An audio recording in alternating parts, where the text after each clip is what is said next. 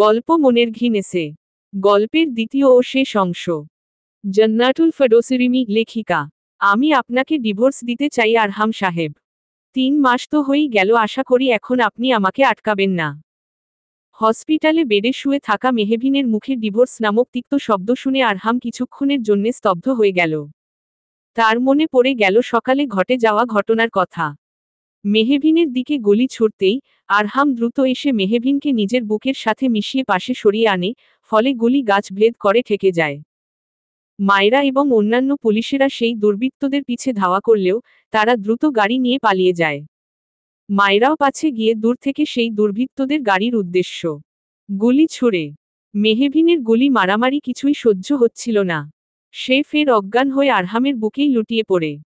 আরহাম মেহবিন অজ্ঞান হয়েছে শুনে হাঁক ছেড়ে অন্য অফিসারকে গাড়ি বের করতে বলে মেহবিনের পাঁচকোলে তুলে নিয়ে আরহাম গাড়ি নিয়ে রওনা হয় হসপিটালের উদ্দেশ্যে এবং বারংবার অস্থির হয়ে বিড়বিড়িয়ে আওড়াতে থাকে।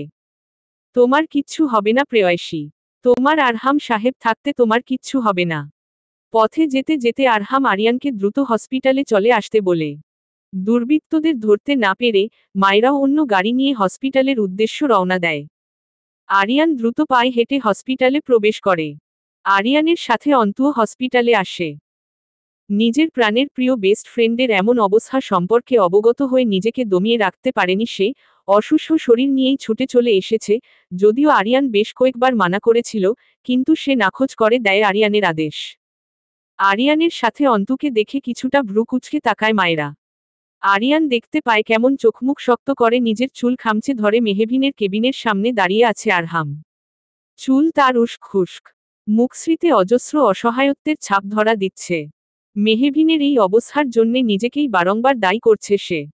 সে এতটাই ব্যর্থ প্রেমিক যে নিজের ভালোবাসার মানুষকে বারবার বিপদের মুখে ঠেলে দিচ্ছে। আরিয়ান আরহামের কাঁধে হাত রেখে দ্রুত কেবিনের দিকে চলে গেল গটগট পায়ে। সময় পেরিয়ে গেল বেশ 2 ঘন্টার মতো। কিছুক্ষণের মধ্যে আরিয়ান বেরিয়ে এলো। আরহামকে ব্যস্ত হতে দেখে চোখের ইশারায় সব আছে ইঙ্গিত দিয়ে শান্ত করল। আরিয়ান। অন্তু সর্বপ্রথম ছুটে এসে প্রশ্ন ঠাওরায়, আমার মেহু, সে কেমন আছে আরিয়ান ভাইয়া?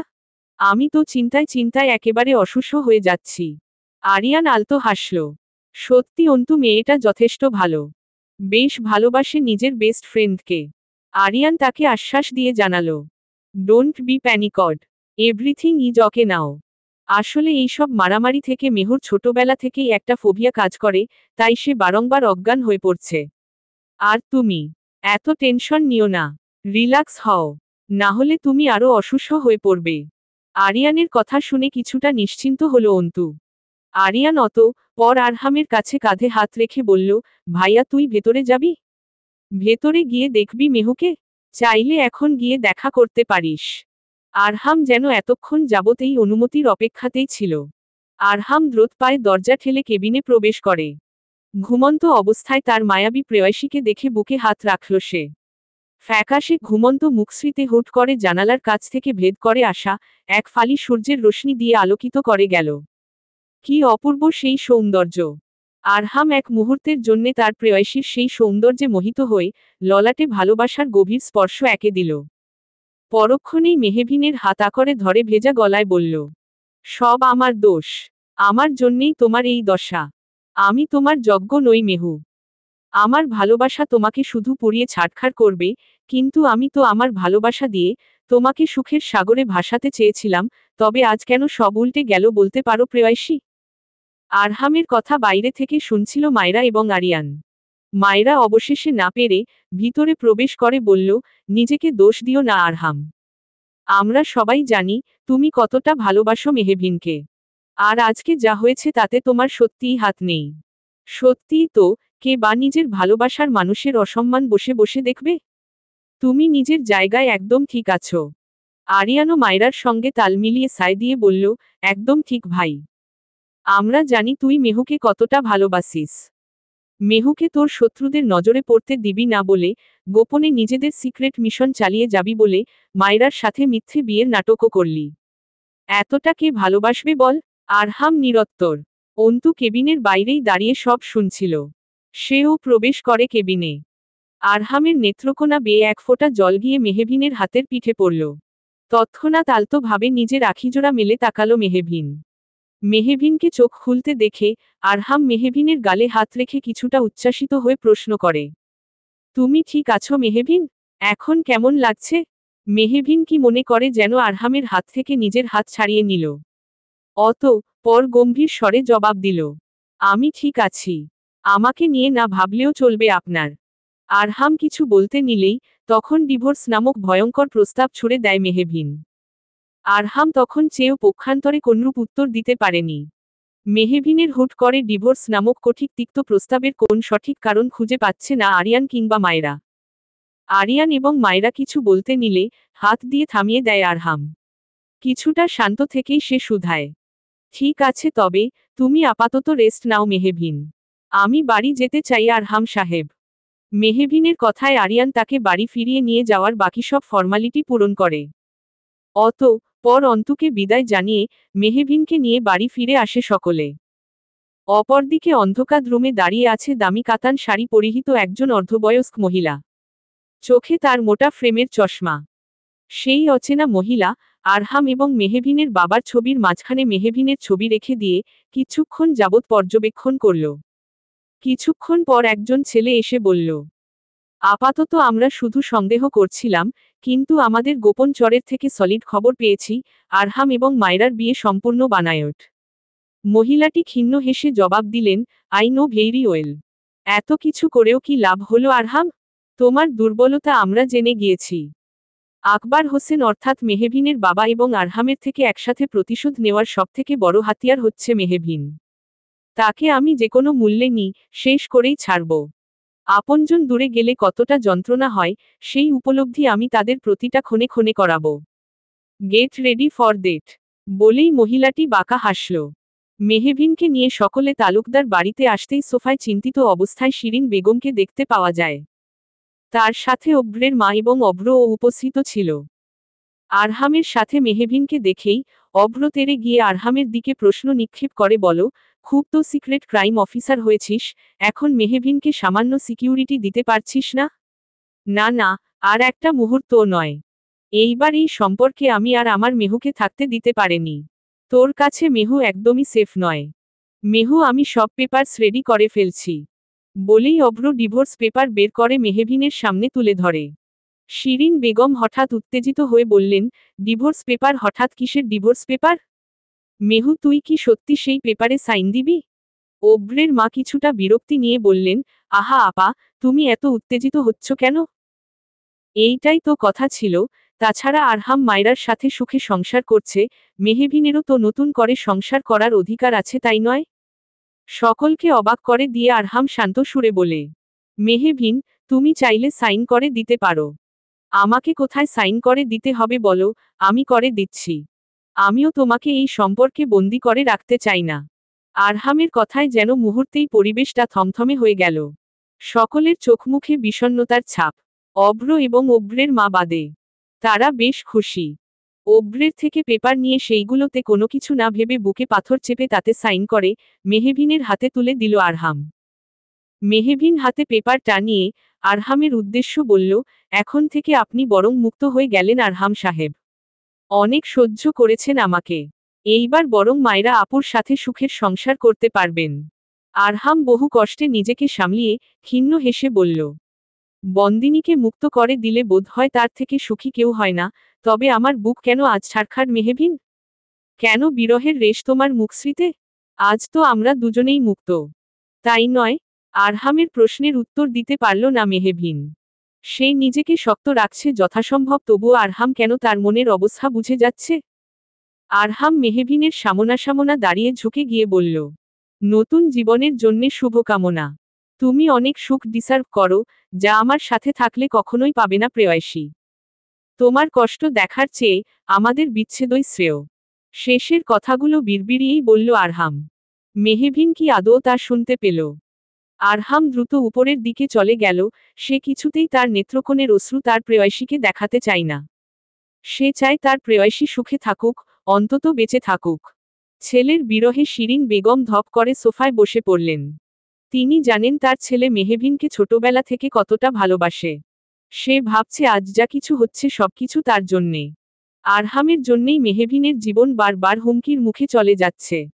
আরহামের মা জানেন নিজে মরে গিয়ে হলেও সবটুকু দিয়ে নিজের ভালোবাসার মানুষকে আগলে রাখবে আরহাম। তাই তো নিজের কথা চিন্তা না করে, মেহবিনের জীবনের ঝুঁকির কথা চিন্তা করে নিজের ভালোবাসাকে বিসর্জন দিয়ে দিল। মেহবিন ও অব্রের সাথে বেরিয়ে গেল। আরিয়ান এবং মায়রা স্তব্ধ হয়ে গেল, মুহূর্তের মধ্যে কি হয়ে গেল কিছুই তারা বুঝতে পারল না। এমনকি আটকানোর সুযোগটুকু অবধি পেল না। অপরদিকে গাড়িতে বসে আছে অব্র এবং মেহবিন। অব্রের মা অন্য গাড়িতে আছেন।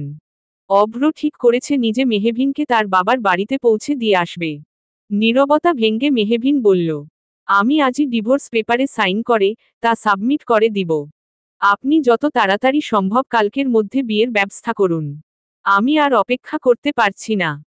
মেহবিনের এমন কথা শুনে অব্র রাজ্য জয় করা হাসি দিল, যদিও তার কাছে মেহবিনের হুট করে এমন কার্যকলাপ রহস্যময় লাগছে তবুও তাতে তেমন গুরুত্ব দিল না। অব্র গাড়ি চালাতে লাগলো, মেহবিন তা দেখে তাচ্ছিল্যের এক হাসি দিল। মনের ঘিন এসে লালহাট। পর্ব 17।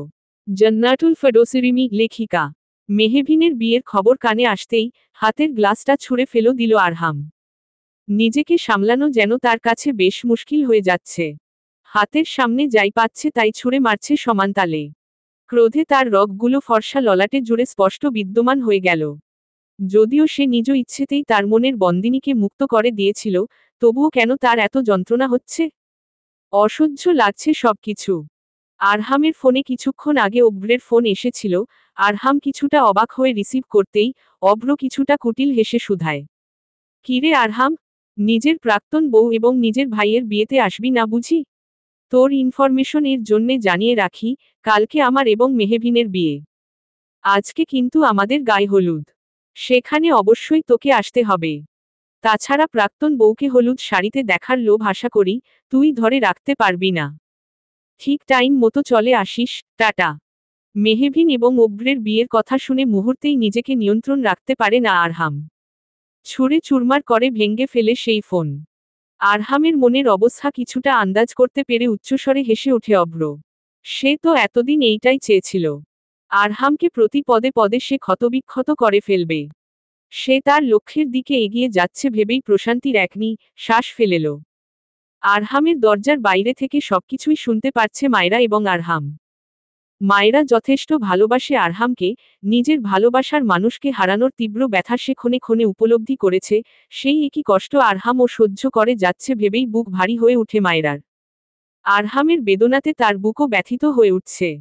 আরিয়ান তীক্ষ্ণ নজরে শুধু দেখে যাচ্ছে, কোনরূপ প্রতিক্রিয়া করছে না। আমার মনে হয় আমাদের উচিত আরহামকে আটকানো, না হলে নিজের ক্ষতি করে ফেলবে। মায়রা কথাটি বলে দরজা কড়া নাড়তে চাইলে আরিয়ান খপ করে মায়রার হাত ধরে ফেলে। মায়রা তার হাতের দিকে তাকায়, যেখানে শক্ত করে আঁকড়ে ধরেছে এক জোড়া হাত। কিছুটা গম্ভীর সুরে সে মায়রার দিকে উদ্দেশ্য করে বলে, আপাতত ভাইকে একলা থাকতে দাও। ভাই নিজের ভেতরে থাকা জমে থাকা অজস্র বিরহ তার রাগের মাধ্যমে প্রকাশ ঘটাচ্ছে। তাই বলছি আপাতত ভাইকে ছেড়ে দেওয়ায় বেটার। আরিয়ানের কথা শুনে মায়রাও ব্যাপারটা ঘাটল না। সেও আরিয়ানের সাথে নিচে চলে গেল। আকবর হোসেন মেয়ের দিকে ফ্যালফ্যালে দৃষ্টিতে তাকিয়ে রয়েছেন। মেয়ে ঘোর পণ করে রেখেছে সে অব্রকেই বিয়ে করবে, এমনকি কালকের মধ্যেই। কিন্তু সে কিছুতেই বুঝতে পারল না আরহাম তাকে কতটা ভালোবাসে। মৃত পথযাত্রী বোনের শেষ আবদারেই আরহামের হাতে তুলে দিয়েছিল আকবর সাহেব, কিন্তু মেহবিনের এমন কাণ্ডে আরহাম কিংবা শিরিন বেগমের মনে কতটা ভয়াবহ প্রভাব ফেলবে তা ভেবেই শিউরে উঠছেন তিনি। বাবার মনের ভাবক্ষীণ্ণ আন্দাজ করতে পেরে মেহবিন কিছুটা অভিমানের সুরেই বলে, বাবা তুমি কি চাও না আমি বিয়ে করে সুখে সংসার করি? অব্র ভাইয়া কোন দিক দিয়ে খারাপ বলো? কিন্তু মা, আরহাম তোমার জন্যে বেস্ট। আমি মানুষ চিনতে ভুল করেনি। তুমি কিন্তু সত্যি ভুল করছো মেহু। একবার ভেবো দেখো তুমি কিসের ভিত্তিতে তুমি এমন কথা বলছো বাবা? আমাদের মাঝে 3 মাসের চুক্তি হয়েছিল, তা পূরণ হয়ে গিয়েছে। তাছাড়া উনি মায়রা আপুর সাথে দিনের পর দিন ধরে সংসার করে যাচ্ছে, তাও আমারই সামনে। তখন আমার কেমন লেগেছে বলতে পারো বাবা? আমার কি দোষ বলো তুমি? আমার কি একটা সংসার পাওয়ার অধিকার নেই? এমন কাউকে কি আমি ডিসার্ভ করি না, যে শুধু আমার একান্ত আমার হয়েই থাকবে? শেষের কথাগুলো অভিমানের সহিত বলে মেহবিন ঘরের দিকে চলে যায়। আকবর সাহেব স্তব্ধতা নিয়ে বসে পড়েন।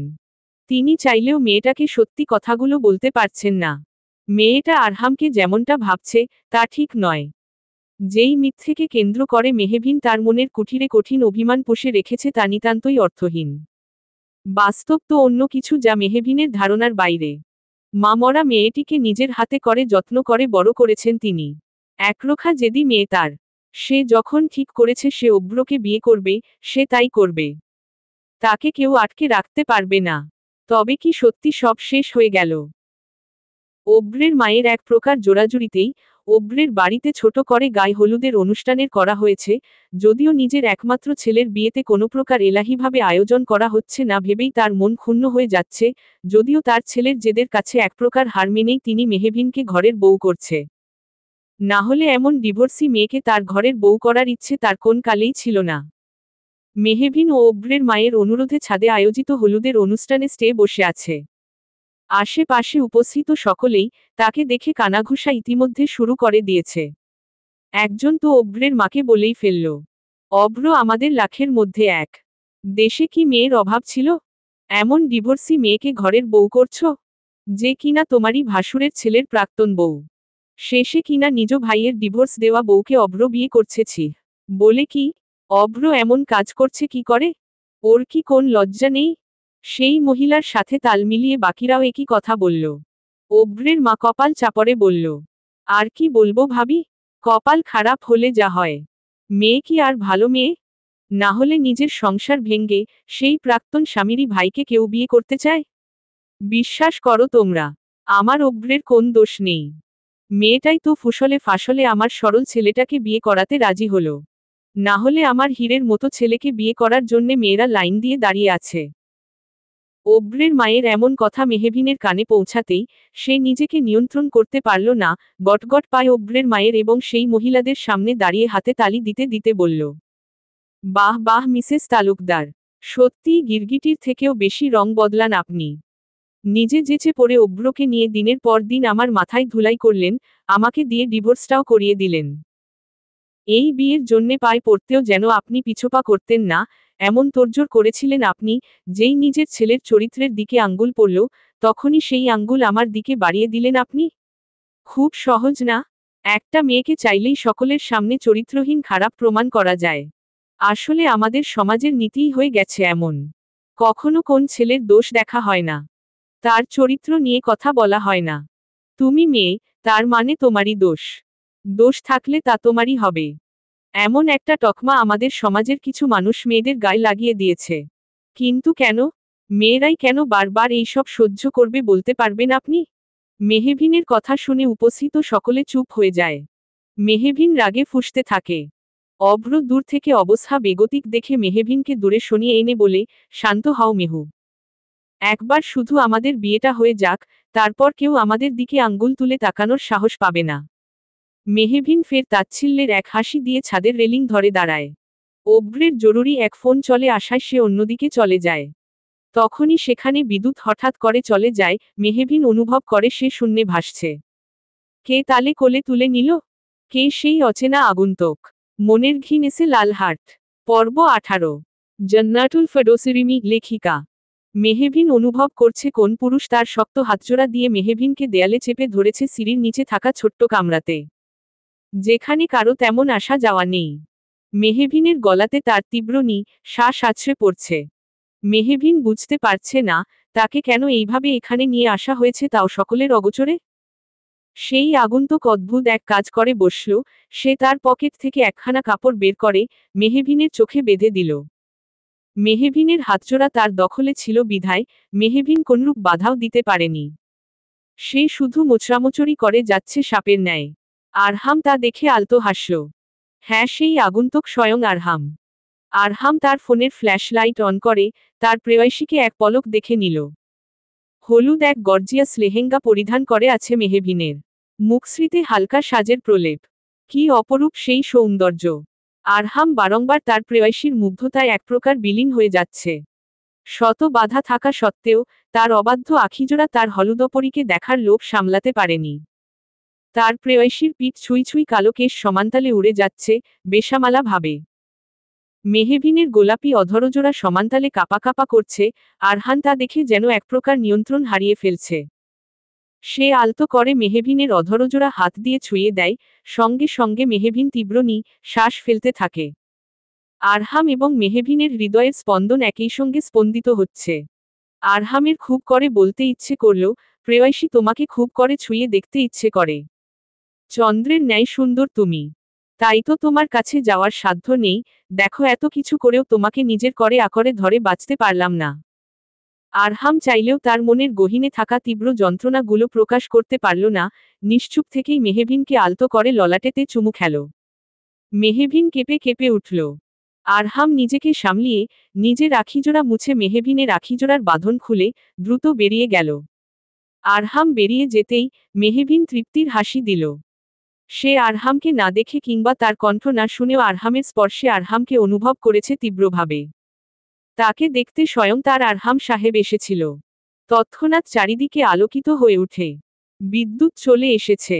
সকলে মেহবিনকে খুঁজতে শুরু করে দেয়। মেহবিনকে দেখতে না পেয়ে অব্রের মনে ভয় ঢুকে যায়। মেহবিন কোথায় গেল? এইসব লোডশেডিং কোনোভাবে আরহাম করেনি তো? মনের সেই ভয় থেকে অব্র নিচে গিয়ে মেহবিনকে নিজ মনে হাসতে দেখে ভ্রু নাচিয়ে প্রশ্ন করে, মেহবিন তুমি এখানে? এখানে কি করে এলে তুমি? অব্রকে দেখে হাসি থামিয়ে মেহবিন কিছুটা থতমত খেয়ে উত্তর দেয়, আসলে অব্র ভাইয়া হুট করে সব অন্ধকার হয়ে গেল, তোমাকেও খুঁজে পাচ্ছিলাম না, তাই ভয় পেয়ে খুঁজতে খুঁজতে নিচে চলে এসেছিলাম। অব্র সন্দেহ নিয়ে কিছুক্ষণ মেহবিনকে পর্যবেক্ষণ করল, মেহবিনের উত্তর তার কাছে গ্রহণযোগ্য হল না। মেহবিন কিছুটা তাড়া নিয়ে উপরের দিকে চলে গেল। অব্র থুতনিতে হাত রেখে খানিকক্ষণ ভাবল আরহাম কি কোনোভাবে এসেছিল মেহবিনের কাছে? সেই বিষয়টিই কি মেহবিন লুকিয়ে যাচ্ছে? অব্র হাতমুঠো করে উপরের দিকে চলে যায়। মেহবিন সেখানে সকলের সাথে হেসে হেসে কথা বলছে। যেন সে এক বড় চিন্তা থেকে মুক্ত। তার মনের কুঠিরে থাকা বড় পাথর যেন নিমিষেই সরে গিয়েছে আরহামের আগমনে। অব্রের দুশ্চিন্তার মাঝেই অব্রের মা এসে ছেলের কাছে গায়ে হলুদের বাটি দিয়ে বললেন, যা সবার আগে তুই গিয়ে মেহবিনকে হলুদ লাগিয়ে আয়। কিন্তু তোমরা দিবে না মা? তখনই অব্রের কিছু মেয়ে কাজিন পাশে থেকে একসঙ্গে বলে, যার হবু বউ তারই উচিত সবার আগে হলুদ লাগানো, তাই না খালা? অব্রের মাও তাল মিলিয়ে বললেন, যা গিয়ে তাড়াতাড়ি লাগিয়ে দেয়। বাকিরাও পরে লাগাবে তখন। অব্র মায়ের কথা শুনে কিছুটা খুশি হয়ে স্টেজে তার কাজিনদের সঙ্গে যায়। সেখানে তার কাজিনরা বলে উঠে, কিরে অব্র ভাই, দেরি করছিস কেন? ভাবিকে হলুদ ছুঁয়ে দেয়। তাদের কথা শুনে মেহবিন ভ্রু কুঁচকে অব্রের দিকে তাকায়। মুখশ্রীতে বিরক্তি এক ভাব দৃষ্টিমান হয়ে থাকে। অব্রের দৃষ্টি অগোচর হয়নি তা, তবুও অব্র হলুদ মেহবিনের ললাটে ছুঁয়ে দিতে চাইলে মেহবিন সঙ্গে সঙ্গে তার হাত ধরে কিছুটা অনুনয়ের সুরে বলে, আমার হলুদে অ্যালার্জি আছে অব্র ভাইয়া। আমি না হয় নিয়মরক্ষার্থে গালে এক চিমটি নিজে নিজেই ছুঁয়ে দিচ্ছি। কথাটি বলেই মেহবিন এক চিমটি হলুদ নিয়ে নিজের গালে ছয়ে দেয়। অব্র রাগে ক্ষিপ্ত হয়ে যায়। মেহবিন প্রত্যাখ্যানের নামে এক প্রকার তাকে সকলের সামনে অপমান করে দিল। অব্রের সাথে অন্য কেউ এমন অবাধ্যতা করলে তাকে এতক্ষণে ঠাটিয়ে চর বসিয়ে দিত, কিন্তু মেহবিনের বেলায় সে তা করতে পারল না। এক প্রকার গভীর ক্ষোভ নিয়ে সে স্টেজ থেকে নেমে গিয়ে রেলিং এর সাথে ঘেঁষে দাঁড়াল। পর কপালে আলতো করে স্লাইড করতে করতে রাগান্বিত সুরে বলে উঠল, একবার শুধু বিয়েটা হোক, তারপর তুমিও আমার আসল রূপ দেখবে। তোমার এত ঝাঁজ কিভাবে কমাতে হয় সেটা আমিও দেখে নিব মেহবিন। জাস্ট আর একটা দিন ওয়েট করো বেবি। কথাটি বলেই অব্র বাঁকা হাসি দিল। অপরদিকে আরহাম তার রুমের পাশে থাকা ছোট্ট পুলে পা ভিজিয়ে একটা ওয়াইনের গ্লাস হাতে নিয়ে আকাশের পানে চেয়ে রইল। একটার পর একটা বোতল শেষ করছে। আখিজোড়া বেয়ে নোনা জল গড়িয়ে পড়ছে। নিজেকে চাইলেও নিয়ন্ত্রণ করতে পারছে না।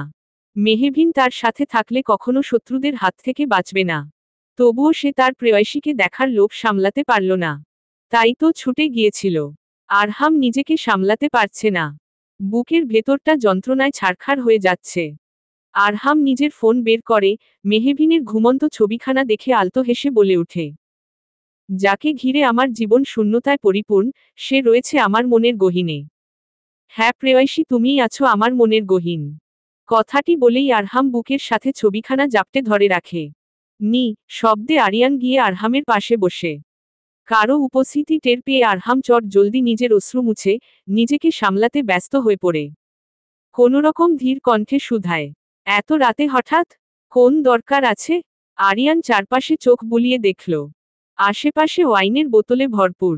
একটা ওয়াইনের বোতল হাতে নিয়ে কিছুটা কেশে বলল, তা গরিবের দেবদাস, কালকে বউয়ের বিয়ে হয়ে যাচ্ছে বলে নেশার জগতে ডুবে গেলে নাকি? তা দেবদাস জি। বউয়ের বিয়ে হয়ে গেলে দেবদাসের মতো তার শ্বশুর বাড়ির সামনে গিয়ে ছ্যাঁকাখোরের মতো মরে টরে যাওয়ার প্ল্যান করছিস নাকি? তখন তোদের নিয়েও মানুষ ফেসবুকে ভিডিও দিবে এই যুগের দেবপারু আহা, ভালোবাসা এখনো বেঁচে আছে। তখন খুব মজা হবে তাই না? কিসব যাতা বলছিস তুই? যা তো আমার সত্যি ভালো লাগছে না। আরহাম কথাটি বলেই মুখ ঘুরিয়ে ফেলল। আরিয়ান আরহামের কাঁধে হাত রেখে বলল, সিংহের মতো তোকে সবসময় দেখেছি, আজ তুই কিনা বিড়াল হয়ে গেলি কিছু সামান্য গুন্ডাদের ভয়? ছি ভাই, আমি ভাবতেও পারছি না। তুই না ক্রাইম অফিসার? আরহাম উঠে দাঁড়িয়ে গম্ভীর সুরে শুধালো, তুই জানিস, নিজের বিপদ দেখে তোর ভাই কখনো পিছে হাঁটে যায়নি। নিজের জীবনে বাজি রেখেও বড় বড় মিশন কমপ্লিট করেছে, কিন্তু এইবার ব্যাপারটা আলাদা। আমার শত্রুরা আমাকে নয়, আমার ভালোবাসার মানুষের দিকে হাত বাড়িয়েছে। তার কিছু হয়ে গেলে আমি কি নিয়ে থাকব? অথচ তাকে অন্য পুরুষের সাথে সহ্য করতে পারবি? যাকে ছোটবেলা থেকে ভালোবেসে গিয়েছিস, তাকে এক পলকেই অন্য কেউ বিয়ে করে ফেলবে, অন্য কেউ তাকে ছুঁয়ে দেখবে। বাকিটুকু আরিয়ান বলতে পারল না, তার আগেই আরহাম আরিয়ানের গালে থাপ্পড় বসিয়ে দিল। রাগে থরথর করে তার শরীর কাঁপছে। আরহামের থাপ্পড় খেয়ে টাল সামলাতে না পেরে পড়তে গিয়েও নিজেকে সামলে নেয় আরিয়ান, তবুও তার অধরে ফুটে উঠে মুচকি হাসি। সে নিজের অধরে হাত ছুঁয়ে বলে, এতটুকু কথাই সহ্য করতে পারছিস না ভাই? অথচ কালকে যখন মেহুকে অন্য কেউ বিয়ে করে ফেলবে তখন কিভাবে তা সহ্য করবি? আরহাম অসহায় হয়ে আরিয়ানের দিকে তাকায়। সে কি করবে বুঝতে পারছে না। সে অভ্রের সাথে মেহবিনকে সহ্য করতে পারবে না, অপরদিকে তার সাথে থাকলে মেহবিনের জীবনের সংশয়। আরিয়ান তার ভাইয়ের সামনে দাঁড়িয়ে বলে, ভাই আর কিছু ভাবিস না। আমাদের জন্যে মা হোক, অন্তত মায়ের কথা ভাব। মায়ের শরীরের অবস্থাতে তার উপর কতটা বাজে প্রভাব পড়বে তুই ভাবতে পারছিস? মেহুকে ছাড়া তুই কখনো ভালো থাকবি না। আর তুই নিজের উপর ভরসা রাখো, তুই থাকতে মেহুকে কেউ কিছু করতে পারবে না। আর ভুল করিস না ভাই। মেহুর বিয়ে যে করেই হোক আটকাতে হবে। আরিয়ানের কথা শুনে বেশ কিছুক্ষণের জন্যে নীরব হয়ে যায় আরহাম। তার মস্তিষ্কে ঘুরছে অন্য এক পরিকল্পনা। অপরদিকে মেহবিনকে অন্তুসহ পার্লারের মেয়ে বধূরূপে সাজাতে ব্যস্ত হয়ে রয়েছে। আজ মেহবিন এবং অভ্রের বিয়ে। কিছুক্ষণের মধ্যেই অভ্ররা বরযাত্রী নিয়ে চলে আসবে। পার্লারের মেয়েরা মেহবিনকে সাজিয়ে চলে যায়। লাল টুকটুকে শাড়িতে অসম্ভব সুন্দর লাগছে মেহবিনকে। অন্তুকে মেহবিনের কানে ফিসফিসিয়ে বলে, কিছুক্ষণের মধ্যেই বরযাত্রী চলে আসবে। বিয়েটা আটাকাবি কি করে? তোর কি মনে হয় না এইবার তুই একটু বেশিই রিস্ক নিয়ে ফেলেছিস? মেহবিন আলতো হেসে জবাব দেয়, একদমই নয়। আমি জানি উনি আসবে। আর জীবনে একটু আকটু রিস্ক না নিলে সেই জীবনের মজাই হারিয়ে যাবে। মনের ঘিনেছে লালহাট। পর্ব 19। জান্নাতুল ফেরদৌসিরিমি লেখিকা। কিছুক্ষণের মধ্যেই অভ্র এবং মেহবিনের বিয়ের কার্যক্রম শুরু হয়ে যাবে। বরযাত্রী ইতিমধ্যে চলে এসেছে মেহবিনদের বাড়িতে। ছোটখাটোভাবেই সবকিছু আয়োজন করেছেন মেহবিনের বাবা, যদিও ইসবে মোটেও মতো নেই তার, তবুও মেয়ের জেদের কাছে এক প্রকার হার মেনে তিনি সবকিছু করেছেন। তবুও তার মনের কুঠিরে এক ক্ষীণ আশা উকি দিচ্ছে বারংবার হয়তো শেষ সময়ে কোন এক মিরাক্কেল ঘটলেও ঘটতে পারে। মহান আল্লাহ তায়ালার দরবারে তিনি দুই হাত তুলে মোনাজাত করেছেন যেন তার মেয়ে তার ভুল বুঝতে পারে, তিনি আশাবাদী শেষ মুহূর্তে এসে হয়তো সব ঠিক হলেও হতে পারে। অভ্রের মা এসে মেহবিনের বাবার সাথে বিভিন্ন খোশগল্পে মেতে উঠছেন, আরহামের বাবাও সৌজন্যতার খাতিরে সকলের সাথে কথা বলছেন। অভ্র বারবার স্টেজে বসে উপরের দিকে তাকাচ্ছে। মনটা কেমন করে যেন উঠছে। অজানা এক ভয় উকি দিচ্ছে বারংবার। যতক্ষণ পর্যন্ত বিয়ের কার্যক্রম সমাপ্ত না হচ্ছে ততক্ষণ পর্যন্ত সে শান্তি পাবে না। কালকে থেকে মেহবিনের কার্যক্রম তার কাছে সন্দেহের ঠেকেছে। অভ্র তার একজন কাজিন বোনকে ডেকে বলে, তুই গিয়ে এখনই মাকে গিয়ে বলে মেহবিনকে নিয়ে আসার জন্যে তাড়া দিতে। বেশ দেরি হয়ে যাচ্ছে। অভ্রের কাজিন বোন লিনা কিছুটা দুষ্টু হেসে বলল, অভ্র ভাই দেখি এখন থেকেই বউ পাগল হয়ে গিয়েছে। আর কলেজ লাইফে থাকতে আমাদের কাউকে পাত্তাও দিতি না, এমনকি মেহুকেও ইগনোর করতি। হুট করে কি এমন পেলি মেহুর মধ্যে? ভালোবাসার উদয় ঘটল কি করে? অভ্র প্রত্যুত্তরে বাঁকা হাসি দিয়ে শুধু বলল, তোকে যা বললাম তাই কর। একনি কষ্ট মেহুকে যত তাড়াতাড়ি স্টেজে নিয়ে আসার ব্যবস্থা কর। অভ্রের কথা শুনে লীনা গিয়ে অভ্রের মাকে জানালো অভ্রের কথা।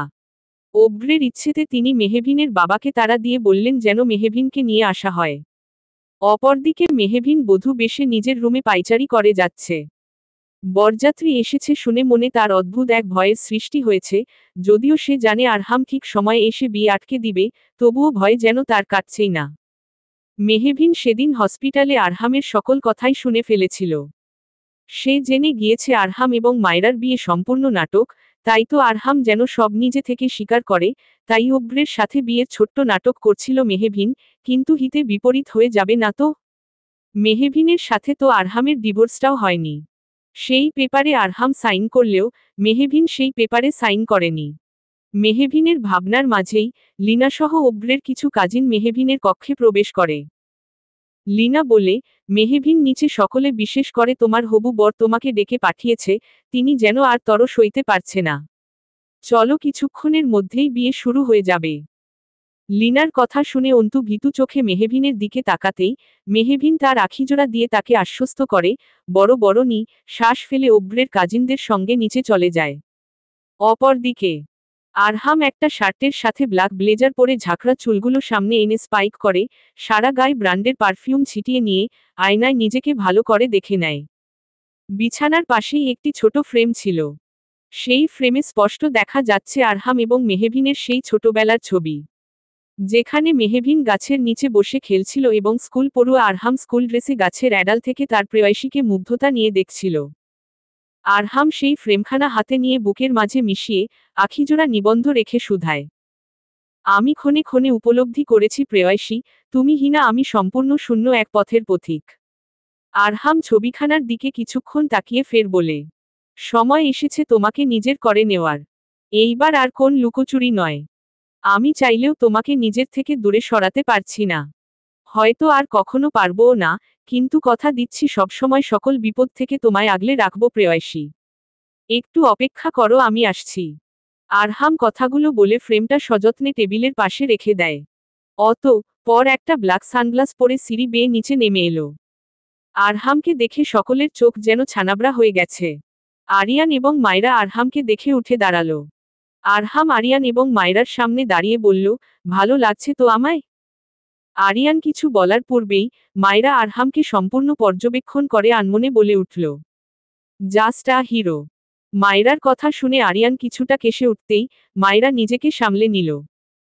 আরিয়ান নিজের কলার ঠিক করে আরিয়ান আরহামের কাঁধে হাত রেখে বলল, ভাই, তোকে তো আজ কোন বলিউডের হিরোর থেকে কম লাগছে না। কি ব্যাপার? বউয়ের বিয়ে আটকাতে যাচ্ছিস নাকি তার বিয়েতে গিয়ে তোর বউয়ের বান্ধবীদের পটাতে যাচ্ছিস? আরহাম ভ্রু কুঁচকে আরিয়ানের কথার বিপরীতে গম্ভীর সুরে বলে, অভ্র নামক ভিলেনের থেকে হিরোইনকে বাঁচাতে হলে হিরোর এন্ট্রি তো হতেই হবে তাই না? জিও ভাই। কথাটি বলেই আরিয়ান সিটি মারে। আরহাম মুচকি হাসি উপহার দেয়। অভ্রের কাজিনদের সঙ্গে মেহবিন নিচে নেমে স্টেজের দিকে আসে। অভ্র মেহবিনকে উপর থেকে নিচ অবধি এক পলক দেখে মুচকি হেসে বলে, really Mehbin you are looking so much gorgeous. Come here. আমার পাশে এসে বসো। কথাটি বলেই অভ্র হাত বাড়িয়ে দেয়, তখনই কাজী সাহেব বলে উঠেন, প্লিজ আপনারা সবাই দ্রুত করুন। আমার আরও কিছু কাজ রয়েছে। মেহবিন এক পলক অভ্রের হাতের দিকে তাকায়, আরেকবার সদর দরজার দিকে তাকায়। বুক কেমন যেন তার ধরফর করছে। আরহাম এখনো আসেনি, তবে কি আরহাম আসবে না? তার বিশ্বাস কি হেরে যাবে? কিন্তু সে কিছুতেই অভ্রকে বিয়ে করবে না। মেহবিন হুট করে বলে উঠে, আমার কাউকে জরুরি ফোন করতে হবে। আমি এখনই আসছি। মানে? এই সময় কাকে ফোন করবে তুমি? অভ্রের প্রতিউত্তরে কিছুটা ভয় ভয় মেহবিন বলে, আমি এখনই আসছি। Please give me a 5 minutes. কথাটি বলেই মেহবিনকে কাউকে কিছু বলার সুযোগ না দিয়ে উপরে চলে যায়। মেহবিনের পিছনে পিছনে অন্তুও যায়। মেহবিন উপরে গিয়ে আরহামের নাম্বারে ডায়াল করে, কিন্তু আরহামের নাম্বার বন্ধ। মেহবিন এইবার সত্যিই ভয় পেয়ে যায়। সে অন্তুর দিকে তাকিয়ে বলে, এখন কি হবে অন্তু? উনি তো ফোনই ধরছে না। আমরা বিয়েটা আটকাবো কি করে? অন্তু কিছুক্ষণ ভেবে পর বলে উঠে, আইডিয়া, তোকে পালাতে হবে। হোয়াট? এখন আমি পালাবো? না হলে বিয়েটা আটকাবি কি করে? তোর আরহাম সাহেব, যার উপর ভরসা রেখে এত বড় স্টেপ নিলি, সে তো এখনো এলো না। এখন কি করবি? অব্রকে বিয়ে করে ফেলবি? মেহবিন অন্তুর কথা ভেবে দেখল, এখন পালানো ছাড়া তার হাতে কোন উপায় নেই, তাই অন্তুকে সঙ্গে নিয়ে মেহবিন তাদের পিছনের দরজা থেকে বাইরে বেরিয়ে গেল। কাজী সাহেব কিছুক্ষণ বসে থেকে ফের বিরক্ত হয়ে বলে, আবার কি শুরু করলেন আপনারা? আমার তো দেরি হয়ে যাচ্ছে। বিয়েটা কি আদৌ হবে? অব্র এইবার নিজেকে দমিয়ে রাখতে পারে না। এক প্রকার চেঁচিয়ে বলে, বিয়ে তো অবশ্যই হবে এবং আজকেই হবে। আমি নিজে গিয়ে মেহুকে নিয়ে আসছি। Wait, just wait. এত তাড়া কিসের তোর? আরহামের কণ্ঠ কানে আসতেই অব্র পিছনে ফিরল। মেহবিনের বাবা আরহামকে দেখে সস্ত্রীর শ্বাস ফেললেন। যাক, শেষ রক্ষা তবে হয়েছে। মনের ঘিন এসে লালহাট। পর্ব 20। জান্নাতুল ফেরদৌসী লেখিকা। ভরা বিয়ের আসরে আরহাম গিয়ে অব্রের গালে ঠাটিয়ে থাপ্পড় বসিয়ে দেয়। অব্র গিয়ে ছিটকে নিচে বসে পড়ে। অব্রের মা এবং মেহবিনের বাবাসহ সকলে হতভম্ব হয়ে যায়, কিন্তু এর মাঝেও কিছু মেয়েরা আরহামের দিকে মুগ্ধতা নিয়ে তাকিয়ে রয়েছে, যেন তাদের সকলের মাঝে কোন বলিউডের হিরোর আবির্ভাব ঘটেছে এবং সে ইতিমধ্যে তার ফাইটিং স্কিলও দেখানো শুরুও করে দিয়েছে। ব্যাপারটা বেশ মজাদার লাগছে তাদের কাছে। অব্র নিজেকে দমিয়ে রাখতে পারে না, আরহামের মুখোমুখি দাঁড়িয়ে আরহামের কলার ধরে চেঁচিয়ে বলে, তোর মোটিভ কি আরহাম? ভরা বিয়ের আসরে আমার গায়ে হাত তুলেছিস? এত বড় সাহস পেলি কোথা থেকে? আমি খুব ভালো করে জানি, তুই আমার এবং আমার মেহুর বিয়ে আটকাতে চলে এসেছিস। কিন্তু আজকে আমি মেহুকে নিজের বউ করেই ছাড়ব। কথাটি বলার সঙ্গে সঙ্গে আরহাম পা বেঁকিয়ে অব্রের বুক বরাবর লাথি মারে। অব্র খানিকটা পিছে হাঁটে যায়। অব্রের মা হায়হুতাশ করে অব্রের বাবাকে ঝাঁকিয়ে বলে, তুমি এখানে কি করছো? তোমার ভাইয়ের ছেলে তো আমার ছেলেকে মেরাই ফেলবে। তুমি কি কিছু বলবে না? ওরে কেউ আমার ছেলেকে কেউ বাঁচাও, না হলে এই গুন্ডা ছেলে আমার ছেলেকে মেরাই ফেলবে। আরহাম ফের অব্রের গাল চেপে গর্জন করে বলে, ইউ ব্লাডি রাস্কেল। তোর ওই নোংরা মুখ থেকে আমার প্রেয়সীর নাম একদম উচ্চারণ করবি না। আরহাম, আমার ছেলেকে ছেড়ে দে, বলছি। তুই কি চাস? আমার ছেলেকে মেরে একাই সব সম্পত্তি ভোগ করবি তো? তোর চালাকি কি আমরা বুঝি না? অব্রের মায়ের কথা আরহাম বাঁকা হেসে বলে। অন্যকে দোষ দেওয়ার পূর্বে নিজের ছেলের কুকীর্তি সম্পর্কে অবগত হওয়া খুব প্রয়োজন কাকি। তোমার দুশ্চরিত্র ছেলে ঠিক কি করেছে তা তুমি জানো না। কি করেছে আমার ছেলে? অব্রের বাবার প্রশ্নে অব্রের মা কিছু বলতে চাইলে অব্রের বাবাকে তাকে থামিয়ে দিয়ে আরহামকে ফের জিজ্ঞাসা করেন, আরহাম, আমি তোমার কাছে কিছু জানতে চাইছি। কি এমন দুষ্কর্ম করেছে আমার ছেলে? আরহাম তার পকেট থেকে একটা পেনড্রাইভ বের করে সকলকে দেখিয়ে বলে, আমি জানি আমার কথা হয়তো অনেকেই বিশ্বাস করবে, তাই প্রমাণ নিয়ে এসেছি। আপনারা সকলে দেখুন, তারপর নিজেরাই বিচার করুন। আরহাম কথাটি বলেই আরিয়ানকে ভিতরে আসার অনুমতি দেয়। আরিয়ান এবং মায়রা একসাথে ভিতরে প্রবেশ করে। মায়রার সাথে একজন মেয়ে ছিল, তাকে দেখেই অব্রের হাত পা অনাবর্ত কাঁপতে থাকে। সে কখনোই ভাবেনি তার সত্যি এমনভাবে সকলের সামনে চলে আসবে, তার মাথা কাজ করছে না। মেয়েটা কেমন ঘৃণার দৃষ্টি নিক্ষেপ করে অব্রের দিকে তাকিয়ে রয়েছে। আরিয়ান তার ব্যাগ থেকে একটা ল্যাপটপ বের করে। আরহাম সেই ল্যাপটপে পেনড্রাইভটি ঢুকিয়ে দিয়ে একটা ভিডিও প্লে করে সকলের সামনে তা রাখে। তাতে আবছা আলোয় খুব ভালোভাবে মেয়েটির চেহারা বোঝা না গেলেও অব্রের মুখ স্পষ্ট। দুজন ঘনিষ্ঠভাবে একটি রুমে চাদর মুড়িয়ে নিজেদের ঢেকে রেখেছে। মেয়েটি অব্রের বুকে মাথা রেখে বলে, তুমি কি সত্যিই মেহবিনকে বিয়ে করবে অব্র? অব্র মেয়েটি মাথায় হাত বুলিয়ে বলতে থাকে, নো ডার্লিং। কোথায় তুমি আর কোথায় ওই খ্যাত মেহু? ওকে আমি ছোটবেলা থেকেই পাত্তা দিতাম না। ইভেন আমাদের যখন বিয়েও ঠিক হয়েছিল তখনও আমি জাস্ট আরহামকে বাজিমাতো করার জন্যে বিয়েতে রাজি হয়েছিলাম। ওই মেহুকে বিয়ে করার কোন ইন্টেনশন আমার নেই। আরহাম ছোটবেলা থেকে সবসময় আমাকে দেখিয়েছে আমি ওর থেকে সবসময় পিছিয়ে। আমার পছন্দের জিনিস আরহাম সবসময় পেয়েছে। সকলের কাছে আরহাম হিরো এন্ড আমি জিরো। আমা বিগ লুজার, আর কিছুই নয়। এইটাই সবসময় প্রুফ করেছে আরহাম। এমনকি পুলিশে সিক্রেট অফিসার হিসেবেও আরহাম সিলেক্টেড হয়েছে, যেখানে এত পরিশ্রম করার পরেও আমি হয়েছি বারবার রিয়েক্টেড। বিশনেজেও সকলে এক নামে আরহাম হাসান তালুকদারকে চিনে। অথচ আমার কোন দামই নেই, বাট এইবার আমি হারব না। আরহামের সবথেকে প্রিয় জিনিসকে আমি ওর থেকে কেড়ে নিয়ে আমি ওকে হারিয়ে দিব। অব্রের কথা শেষ হওয়ার পরপরেই ভিডিওটি আরহাম বন্ধ করে দেয়। অব্রের বাবা নিজের মাথায় হাত দিয়ে ফেলেন, নিজের ভাইয়ের সাথে হিংসে করে এত বড় ধ্বংসলীলা শুরু করে দিয়েছিল তার ছেলে। ভাবতেই ঘৃণায় গাড়ি করেছে তার। অব্রের মা ছেলের কুকীর্তির সম্পর্কে আগে থেকেই অবগত ছিলেন, তাই তিনি খুব একটা অবাক হননি, কিন্তু এইভাবে ছেলের সত্যি সামনে চলে আসবে তা ভাবতেও পারেননি তিনি। আরহাম সেই মেয়েটাকে ডেকে বলে, সুহানি, তুমি কি কিছু বলবে? সুহানি এগিয়ে এসে অব্রের দিকে তাকিয়ে বলে, অব্র যখন দেশের বাইরে ছিল তখনই অব্রের সাথে আমার পরিচয় হয়। আমাদের মধ্যে ঘনিষ্ঠ সম্পর্ক গড়ে ওঠে। অব্র আমাকে প্রমিজ করে সে আমাকে বিয়ে করবে, সে শুধু আরহামকে বাজিমাতো করার জন্যে মেহবিনের সাথে বিয়ের নাটক করবে, কিন্তু মেহবিনকে বিয়ে করবে না। কিন্তু কাল সে আমাকে স্পষ্ট জানিয়ে দেয় সে মেহবিনকে বিয়ে করবে, কারণ সে কিছুতেই আরহামের কাছে মেহবিনকে ফিরে যেতে দিবে না।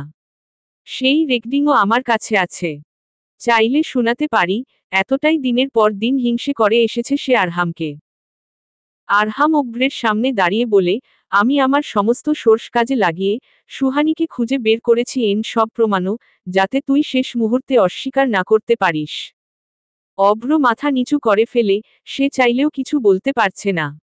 আরহাম তার কাকাকে উদ্দেশ্য করে বলে, শুধুমাত্র আমার ভাই বলে আমি অব্রকে ছেড়ে দিতে পারবো না কাকা। আজকে অব্র আমার প্রেয়সীর দিকে হাত বাড়িয়েছে, সে তার শত্রুতা যদি আমার মধ্যে সীমাবদ্ধ করত তবে আমি হয়তো কিছু বলতাম না, কিন্তু ব্যাপারটা আমার প্রেয়সীর জীবনের, আর একটু দেরি করলে বোধ হয় আমার মেহবিনের জীবনটাই শেষ হয়ে যেত। তাই আমি ঠিক করেছি, আমি আমার 50% বিশনেজের শেয়ার যা অব্রের নামে ছিল তা আমি ফেরত নিয়ে নিলাম। এখন থেকে অব্র আমাদের কোম্পানির এমডি নয়, বরং একজন নর্মাল কর্মচারী হয়ে থাকবে। অব্রের বাবাও সায় মিলিয়ে বললেন, তুমি যা ভালো বুঝো তাই করো আরহাম বাবা। এই কুলাঙ্গার ছেলের হয়ে আমি তোমাকে কিচ্ছু বলতে যাব না। অব্রের মা তার স্বামীকে ঝাঁকিয়ে বলতে লাগলেন, তুমি কি পাগল হয়ে গেলে? আমাদের ছেলে তো পথে বসে যাবে। অব্রের বাবা নিজের স্ত্রীকে নিজের থেকে সরিয়ে বললেন, চুপ, একদম চুপ করবে তুমি। আজ যা কিছু হয়েছে তা শুধুমাত্র তোমার জন্যেই হয়েছে। ছেলেকে সবসময় অন্যায় করতে উৎসাহ জুগিয়েছ তুমি, আর আমি তোমাকে কি দোষ দিব? আমি নিজেও তো একজন ব্যর্থ বাবা। সব সময় অন্যায় দেখেও না দেখার ভান করে এসেছি, আজ ছেলেকে সঠিক শিক্ষা দিলে আমার ছেলে আজ অমানুষ না হয়ে আরহামের মতো আদর্শবান একজন মানুষ হতো। অব্রের মা অব্রের বাবা কথা শুনে চুপ হয়ে গেলেন। সত্যি আজ ছেলের পতনের পেছনে তারই সবথেকে বড় ভূমিকা। অব্র রাগে খেয়ে ক্ষিপ্ত হয়ে বিয়ে বাড়ি থেকে বেরিয়ে গেল। অব্রের পিছনে অব্রের মাও বেরিয়ে গেলেন। সকলের কাছে ক্ষমা চেয়ে পর অব্রের বাবাও বিদায় নিয়ে চলে গেলেন। তখনই আরহাম জানতে পারে মেহবিনকে কোথায় পাওয়া যাচ্ছে না। আরহাম দ্রুত মেহবিনের ঘরে গিয়ে মেহবিনকে তন্ন তন্ন করে খুঁজে চলেছে, কিন্তু মেহবিন কোথাও নেই। তখনই আরহাম একটি চিরকুট পায়। তাতে লেখা রয়েছে, আমি ভেবেছিলাম আরহাম সাহেব আপনি হয়তো আসবেন, কিন্তু আপনি এলেন না। শুধুমাত্র আপনার নিজ মুখ থেকে ভালোবাসি শব্দটা শোনার জন্যে আমার এত বড় রিস্ক নেওয়া, কিন্তু শেষ অবধি আপনি এলেন না। এতটাই অভিমান হয়েছে বুঝি আমার উপর? কিন্তু তাই বলে তো আমি অভ্র ভাইকে কিছুতেই বিয়ে করতে পারবো না, তাই উপন্তর না পেয়ে আমি পালানোর সিদ্ধান্ত নিয়েছি। অনেক দূরে চলে যাব আমি। কথাগুলোর শেষে আরেকটি কথা ছোট করে লিখে রেখেছে মেহবিন চিরকুটে, আমরা কি তবে ভুল মানুষকে নিজের মনের গহীনে ঠাঁই দেই আরহাম সাহেব? আরহামের আখিজোড়া ছলমলে হয়ে উঠছে বারংবার। চিরকুটখানা নিজে বুকের সাথে মিশিয়ে ভেজা গলায় শুধায়, আমার উপর একটু ভরসা রাখতে পারলে না প্রেয়সী?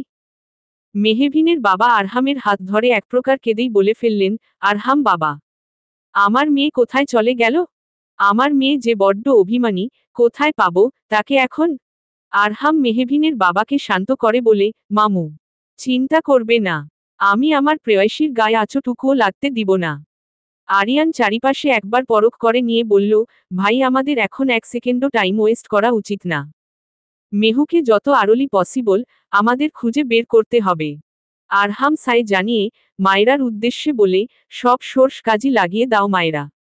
লাস্ট 1 ঘন্টার মধ্যে আমি মেহুকে নিজের সামনে দেখতে চাই। মায়রা মাথা নাড়িয়ে কাউকে ফোন করে। আরিয়ান ও আরহাম বেরিয়ে যায় মেহবিনকে খুঁজতে। অপরদিকে মেহবিন অন্তুর সাথে দৌড়ে পালিয়ে বাড়ি থেকে অনেকটুকু পথ চলে এসেছে। দূর দূরান্তে কোনো প্রকার গাড়ির কোন ছাটুকুও অবধি দেখা যাচ্ছে না। মেহবিন অন্তুকে বলে, তুই আমাকে কোথায় নিয়ে এলি অন্তু? একদম জনশূন্য জায়গা, কোন গাড়িও দেখতে পারছি না। গাড়ি ছাড়া আমরা হেঁটে হেঁটে কিভাবে যাব? তখনই একটা মাইক্রো গাড়ি মেহবিনদের সামনে চলে আসে। এই তো গাড়ি চলে এসেছে, মেহবিন চল আমরা উঠে পড়ি। অন্তুর কথা শুনে মেহবিন কিছুটা সন্দেহ নিয়ে বলল, কিন্তু এখানে গাড়ি কি করে এলো? আর আমরাই বা এই গাড়িতে উঠব কেন? অন্তু একটু ঘাবড়ে গিয়ে মেহবিনের কাঁধে হাত রেখে বলল, আরে, এতক্ষণ তো তুই গাড়ি নেই বলে চেঁচাচ্ছিলে, আর এখন এত প্রশ্ন করছিস কেন? আমি রাস্তায় যেতে যেতে মাইক্রো ভাড়া করে ফেলেছিলাম কল দিয়ে। তুই উঠো না। নিজের বেস্ট ফ্রেন্ডের কথা শুনে মেহবিন মাইক্রো গাড়িতে উঠে পড়ে। তখনই মনের ঘিন এসে লালহাট। পর্ব 21। জান্নাতুল ফেরদৌসিরিমি লেখিকা। মেহবিনের ছবিটা হাতে নিয়ে শহরের বিভিন্ন জায়গায় পাগলের মতো খুঁজে চলেছে আরহাম। নিজের সমস্ত সোর্সকে কাজে লাগিয়ে দিয়েছে সে, কিন্তু ফলাফল শূন্য। অন্যদিকে মেহবিন অন্তুর কথা শুনে গাড়িতে উঠতেই মেহবিন দেখতে পায় কিছু কালো কুচকুচে হ্যাংলা পাতলা লোক গাড়িতে বসে আছে। তাদের সকলের মুখেই কুৎসিত হাসির রেশ। তাদের মধ্যে একজন বলে উঠল, অবশেষে আমরা আমাদের শিকার পেয়েই গেলাম। ধন্যবাদ তোমাকে অন্তু, আমাদের সাহায্য করার জন্যে। সময়মতো তুমি তোমার পেমেন্ট পেয়ে যাবে। কথাটি শুনেই মেহবিনের হাতপা কাঁপাকাঁপি শুরু হয়ে গেল। তার মানে অন্তু আরহামের সেই শত্রুদের সাথে মিলেছিল। গরিব ঘরের মেয়ে অন্তু, কিন্তু টাকার বিনিময়ে নিজের বন্ধুত্বকে কাজে লাগিয়ে মেহবিনের সাথে এত বড় প্রতারণা করল।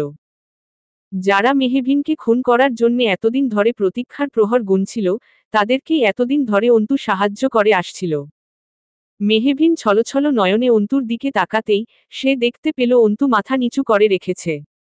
মেহবিন এতটা থমকে গিয়েছিল যে তার মুখ থেকে টু শব্দও বের হচ্ছিল না। চিৎকার করার শব্দটুকু করার শক্তিও যেন সে পাচ্ছিল না। নিজের সবথেকে কাছের বন্ধুর থেকে এমন বেইমানি সহ্য করা কারো পক্ষেই সম্ভব নয়। মেহবিন শুধু মিয়ে যাওয়া গলায় বলল, অন্তু, তার মানে আমাকে বাড়ি থেকে পালিয়ে এখানে নিয়ে আসার পরিকল্পনা তোর ছিল? তুই আমার সাথে এইভাবে বেইমানি করতে পারলি? সামান্য কটা টাকার জন্যে? তোকে তো আমি বোন মনে করতাম রে। কেন আমায় ঠকালি? কথাগুলো বলেই শব্দ করে কেঁদে ফেলল মেহবিন। সে পুনরায় বলল, প্রতারক।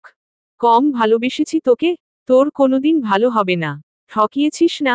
একদিন ঠকবি, খুব ভালো করে ঠকবি। মনে রাখবি, অন্যায় করে কেউ পার পায় না। আল্লাহ ছাড় দেন, কিন্তু ছেড়ে দেয় না।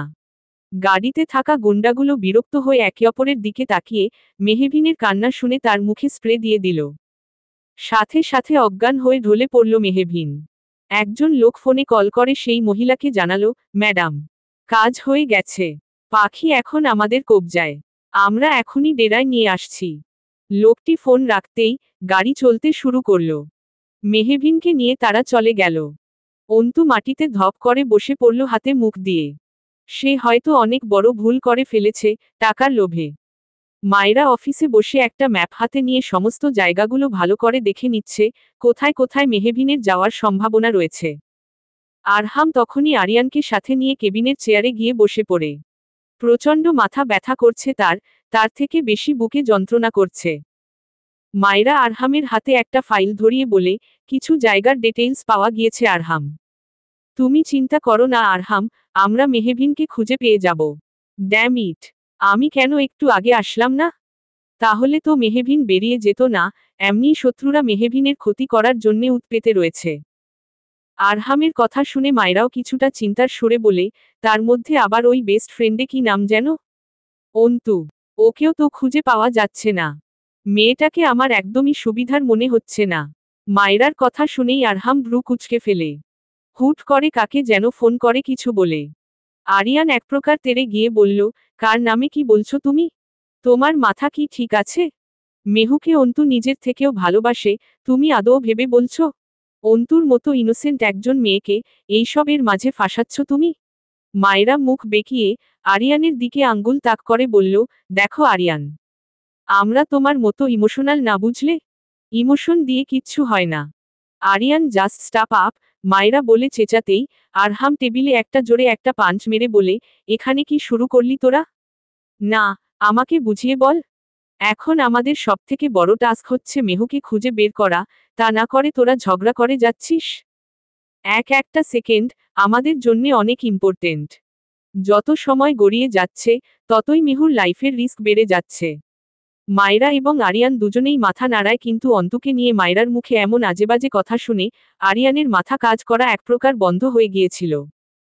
অন্তুর প্রতি সেই প্রথম থেকেই আরিয়ানের মনের গহীনে এক বিশেষ জায়গা রয়েছে, কিন্তু সে কি আদৌ জানে? সে একজন ভুল মানুষকে মন দিয়ে বসেছে। আরিয়ানের ভাবনার মাঝেই আরহামের ফোনে পুনরায় কল আসে। আরহাম কল রিসিভ করতেই আরহামের অধরের কোণে আলতো বাঁকা করে হাসি ফুটে ওঠে। আরহামকে হাসতে দেখে মায়রা এবং আরিয়ান দুজনেই অবাক হয়ে গেল। লেটস মুভ, আমাদের একটা সেকেন্ডও ওয়েস্ট করা যাবে না, আরহাম কথাটি বলেই বেরিয়ে গেল। অপরদিকে মেহবিনকে একটি বদ্ধ জায়গা বন্দি করে রাখা হয়েছে। চারপাশে ঘুটঘুটে অন্ধকার। মেহবিন পিটপিট করে তাকিয়ে অন্ধকারের মাঝেও এক মহিলার অবা দেখতে পেল। মহিলা ছেলেগুলোকে বলছে, ওকে মেরে দে এখনই, সময় নষ্ট করবি না একদম। আকবর হোসেন এবং আরহাম হাসান তালুকদারের কলিজার টুকরাকে তাদের কাছে ফিরিয়ে দিতে হবে না, লাশ করে, যেমন আমার ছেলে এবং আমার স্বামী আমার কাছে ফিরে এসেছিল। কথাগুলো বলতে বলতে সেই মহিলার চোখ বেয়ে নোনাজল গড়িয়ে পড়ে। মহিলার কথাগুলো শুনে ভয় হাত পা কাঁপাকাঁপি হয়ে যায় মেহবিনের। তার মানে শুধুমাত্র আরহামের প্রতি নয়, তার বাবার প্রতি পুরনো ক্ষোভ থেকেও মহিলাটি তাকে মেরে ফেলতে চাইছে। কিন্তু মহিলার গলার স্বর এত পরিচিত মনে হচ্ছে কেন? সে ভালো করে তাকাতেই এক প্রকার থমকে যায়। আর কত কিছু আল্লাহ তাকে দেখাবে। শেষে কিনা নিজের আপন ফুপু তাকে মারতে চাইছে। সে তো জানতো তার ফুপু বিদেশে থাকে স্বামীর সঙ্গে, কিন্তু পুরনো শত্রুতার রেশে তার কিংবা তার বাবার সাথে কোন যোগাযোগ নেই। কিন্তু ফুপু এখানে এলো কি করে? সে তার প্রতিশোধ নেওয়ার জন্য এতটাই বেকুল হয়ে গিয়েছে, নিজের ভাইয়ের মেয়েকে খুন করতে এত পরিকল্পনা করেছে। মেহবিনের মাথা ঘুরাচ্ছে। একের পর এক কাছের লোকের থেকে আঘাত পেয়ে সে এক প্রকার চূর্ণবিচূর্ণ হয়ে গিয়েছে। মিসেস জুলির কথা শুনে 3-4 জন ছেলেগুলো ভিতরে প্রবেশ করল, যারা মেহবিনকে ধরে নিয়ে এসেছিল। মেহবিনের দিকে কেমন বিচ্ছিরি লোভাতুর দৃষ্টিতে তাকিয়ে রইল। মেহবিনের ঘৃণায় গাড়ি রি করতে লাগলো তাদের দৃষ্টি দেখে। একজন মেহবিনকে উপর থেকে নিচ অবধি ভালো করে পরখ নিয়ে বলল, একে কি এমনি এমনি মারব? একটু টেস্ট করব না? কিন্তু ম্যাডাম তো শুধু আমাদের মেরে ফেলার অর্ডার দিয়েছে। আরে ম্যাডাম কিচ্ছু জানবে না। এমন সলিড মাল পেয়ে কিভাবে হাতছাড়া করি? ফিগার দেখেছি সোর। লোকগুলোর কথা শুনে মেহবিনের ভয়ে গলা শেষ হয়ে যাচ্ছে। তবে কি তার শেষ পরিণতি এমন ভয়ঙ্করী হতে চলেছে? বুক ফেটে কান্না আসছে তার। মনে মনে সে আল্লাহর নাম স্মরণ করছে। হঠাৎ তার স্মৃতির মধ্যে হাতছানি দিচ্ছে এক সুন্দর মুহূর্ত। অন্ধকারের মাঝে আলোর বার্তা হয়ে মেহবিনের দিকে হাত বাড়িয়ে দিচ্ছে আরহাম। আরহামের হাতের স্পর্শ পেয়ে চটজলদি আরহামের হাত আঁকড়ে ধরে মেহবিন। জড়িয়ে ধরে তাকে, যেন বিপদের মধ্যে সবথেকে বড় ভরসার জায়গা সে পেয়ে গিয়েছে। আরহাম শক্ত করে মেহবিনকে জড়িয়ে ধরে, কিন্তু তা নিছকই মেহবিনের কল্পনা। নরপশুগুলো তার দিকে এগিয়ে আসছে। মেহবিন আরহাম সাহেব বলে চেঁচায় ওঠে। অন্ধকারের মাঝে সেই পশুগুলো ঝাঁপিয়ে পড়ে। অপরদিকে আরহাম গাড়ি সর্বোচ্চ গতিতে গাড়ি চালিয়ে যাচ্ছে। তার মস্তিষ্কে একটা চিন্তায় ঘুরপাক খাচ্ছে, যে করেই হোক তাকে পৌঁছাতে হবে, না হলে তার প্রেয়সীর অনেক বড় ক্ষতি হয়ে যাবে। মেহবিন স্তব্ধ হয়ে বসে আছে। এত বড় ঘটনা কিভাবে মুহূর্তেই ঘটে গেল তার চোখের সামনে, অথচ সে কিছুই করতে পারল না। টপ টপ করে চোখের জল পড়তে লাগলো তার আখিজোড়া দিয়ে। তখনই মনের ঘিনেছে। পর্ব 22 পরিণতি। জান্নাতুল ফেরদৌসিরিমি লেখিকা। মেহবিনকে কাঁদতে দেখে শক্ত করে বুকের মাঝে শক্ত করে আঁকড়ে ধরে আরহাম। মেহবিন হিচকি তুলে কেঁদেই যাচ্ছে। মেহবিনের কান্নার আওয়াজে আরহামের বুকের ভিতরে মোচড় দিয়ে উঠছে। কখনো খারাপ লাগলেও সে মেহবিনকে থামালো না। প্রিয়জনদের কাছ থেকে এত বড় প্রতারণা সত্যিই বেদনাদায়ক। তার মধ্যে সবেমাত্র বেশ কঠিন ধাক্কার সম্মুখীন হয়েছে মেহবিন। তাকে নিজেকে সামলানোর সময়টুকু দেওয়া তো প্রয়োজন। মেহবিনের মনে পড়ে যায় কয়েক ঘন্টার আগের কথা। লোকগুলো এগিয়ে আসছিল মেহবিনের দিকে। তখনই সেখানে একজন ছেলে এসে বলে, বসো, তাড়াতাড়ি আসুন, পাশের রুমে আগুন লেগেছে। আগুন লাগার শব্দ শুনে ছেলেগুলো দৌড়ে পাশের রুমে ছুটে চলে যায়। মেহবিন ভয়ে জড়সড় হয়ে বসে থাকে। তখনই সেখানে হুট করে লুকিয়ে অন্তু চলে আসে। অন্তুকে দেখে আরেকটু পিছে হাঁটে যায় মেহবিন। সে রাগে ক্ষিপ্ত হয়ে অন্তুর দিকে ঘৃণার দৃষ্টি নিক্ষেপ করে বলে, তুমি তুমি এখানে কেন এসেছ? আর কত ঘৃণা পেতে চাও তুমি? কি মজা দেখতে এসেছ? দেখতে এসেছ? কি করে আমাকে ধর্ষণ করে খুন করবে? সেই মজা নিতে এসেছ? আচ্ছা, বসো বসো। ভালো করে বসে মজা দেখো। তোমার থেকে আর কি বা আশা করে যায়? বেঈমান একটা। মেহবিনের শেষের কথাগুলো বুক ছেদ করে উঠল অন্তুর। তার মা ছাড়া তার কেউ নেই পৃথিবীতে। সেই মায়ের কঠিন রোগ ধরা পড়েছে। অনেক টাকা লাগবে। সেই টাকা জোগাড় করতে না পারলে তার মাকে বাঁচানো যাবে না। অন্তু যথাসাধ্য চেষ্টা করেছিল টাকা জোগাড় করার। কিন্তু সে ব্যর্থ হয়েছিল। তখনই বিশাল এক অঙ্কের টাকার অফার পায় মিসেস জুলির কাছ থেকে। তখন নিজের বিবেকে, মনুষ্যত্বকে এক প্রকার বিসর্জন দিয়ে নিজের প্রাণের প্রিয় বেস্ট ফ্রেন্ডকে তার শত্রুদের হাতে তুলে দেয় সে। কিন্তু মনের এক কোণে অনুতপ্তের এক আলোর রেশ ফুটে ওঠে। মেহবিনের থেকে বেইমানির কটাক্ষ বাণী শুনে নিজেকে সামলাতে পারেনি সে। ছুটে চলে এসেছে সে। পাশের ঘরে আগুন সে নিজেই লাগিয়েছে। সে জানে তার মা যদি জানতে পারে তা মেয়ে একজন মেয়ের জীবনের বিনিময়ে পাওয়া টাকা থেকে তার চিকিৎসা করাচ্ছে, তাহলে তো অন্তুর মা এমনিতেই মারা যাবে। সবকিছু ভেবে দীর্ঘশ্বাস ফেলে অন্তু মেহবিনের কাছে এগিয়ে মেহবিনের হাতের বাঁধন খুলতে খুলতে বলে, আমি জানি বোন, আমি তোর চোখে একজন বেঈমান, নিকৃষ্ট একজন মেয়ে। আমি লোভী, আমি জানি, কিন্তু শেষ সময়ে এসে আমার বিবেক আমাকে এখানে অবধি আসতে বাধ্য করেছে। তুই যত তাড়াতাড়ি সম্ভব আমার সাথে চল। আমি তোকে তোর আরহাম সাহেবের কাছে পৌঁছে দিব। দয়া করে আমার কথাটা শুন প্লিজ। মেহবিন এক হেঁচকায় অন্তুর হাত সরিয়ে দিয়ে অন্তুর গালে ঠাটিয়ে চর বসিয়ে দিয়ে বলে, লজ্জা করে না এই মুখ আমার সামনে আসতে? তুই তো বেস্ট ফ্রেন্ডের নামের কলঙ্ক। তোকে তো মারতে ইচ্ছে করছে। কি করে ভাবলি? আমি তোকে আবারও বিশ্বাস। এখানে থাকলে এমনিতেও তোকে মরতেই হবে মেহু। প্লিজ, পিছনে একটা দরজা আছে। জলদি বেরিয়ে যা। মেহবিন এবং অন্তুর কথা কাটাকাটির মাঝে অন্তু শুনতে পায় সেই ছেলেগুলোর পায়ের আওয়াজ। সেই ছেলেগুলো আসছে। অন্তু মেহবিনের হাত টেনে একেবারে জোর করে পিছনের দরজা দিয়ে এক প্রকার ধাক্কা দিয়ে বলে, মেহু, তুই এখনই পালিয়ে যা। কিন্তু অন্তু। কোন কিন্তু? পালিয়ে যা মেহবিন, সময় নেই। না হলে ওরা মেরে ফেলবে তোকে। প্লিজ চলে যা। আল্লাহর কসম, তুই চলে যা। আমি ওদের হয়ে কাজ করেছি। ওরা আমার কিচ্ছু করবে না। তুই দয়া করে পালিয়ে যা। ততক্ষণে ছেলেগুলো রুমে ঢুকে চিল্লিয়ে বলে, কি হচ্ছে এখানে? ছেলেগুলোর কণ্ঠ শুনে মেহবিনের মুখের উপর দরজা লাগিয়ে দিয়ে সেই দরজার সামনে ভয়ে ভয়ে দাঁড়িয়ে থাকে অন্তু। ছেলেগুলো মেহবিনকে না দেখে ক্ষেপে যায় এবং অন্তুকে দেখে তাদের বুঝতে বাকি থাকে না অন্তু সব কাণ্ড ঘটিয়েছে। একজন ছেলে অন্তুর গাল চেপে ধরে, কুত্তার বাচ্চা, কি করলি তুই এইটা? আমাদের থেকে এত মোটা অঙ্কের টাকা নিয়ে আমাদের সাথেও বেইমানি করলি? আরেকজন চেলাও সাথে তাল মিলিয়ে বলে, শালি একটা দুমুখো সাপ। অন্তু নিজের মুখ ছাড়িয়ে চেঁচিয়ে বলে, হ্যাঁ, নিয়েছি টাকা।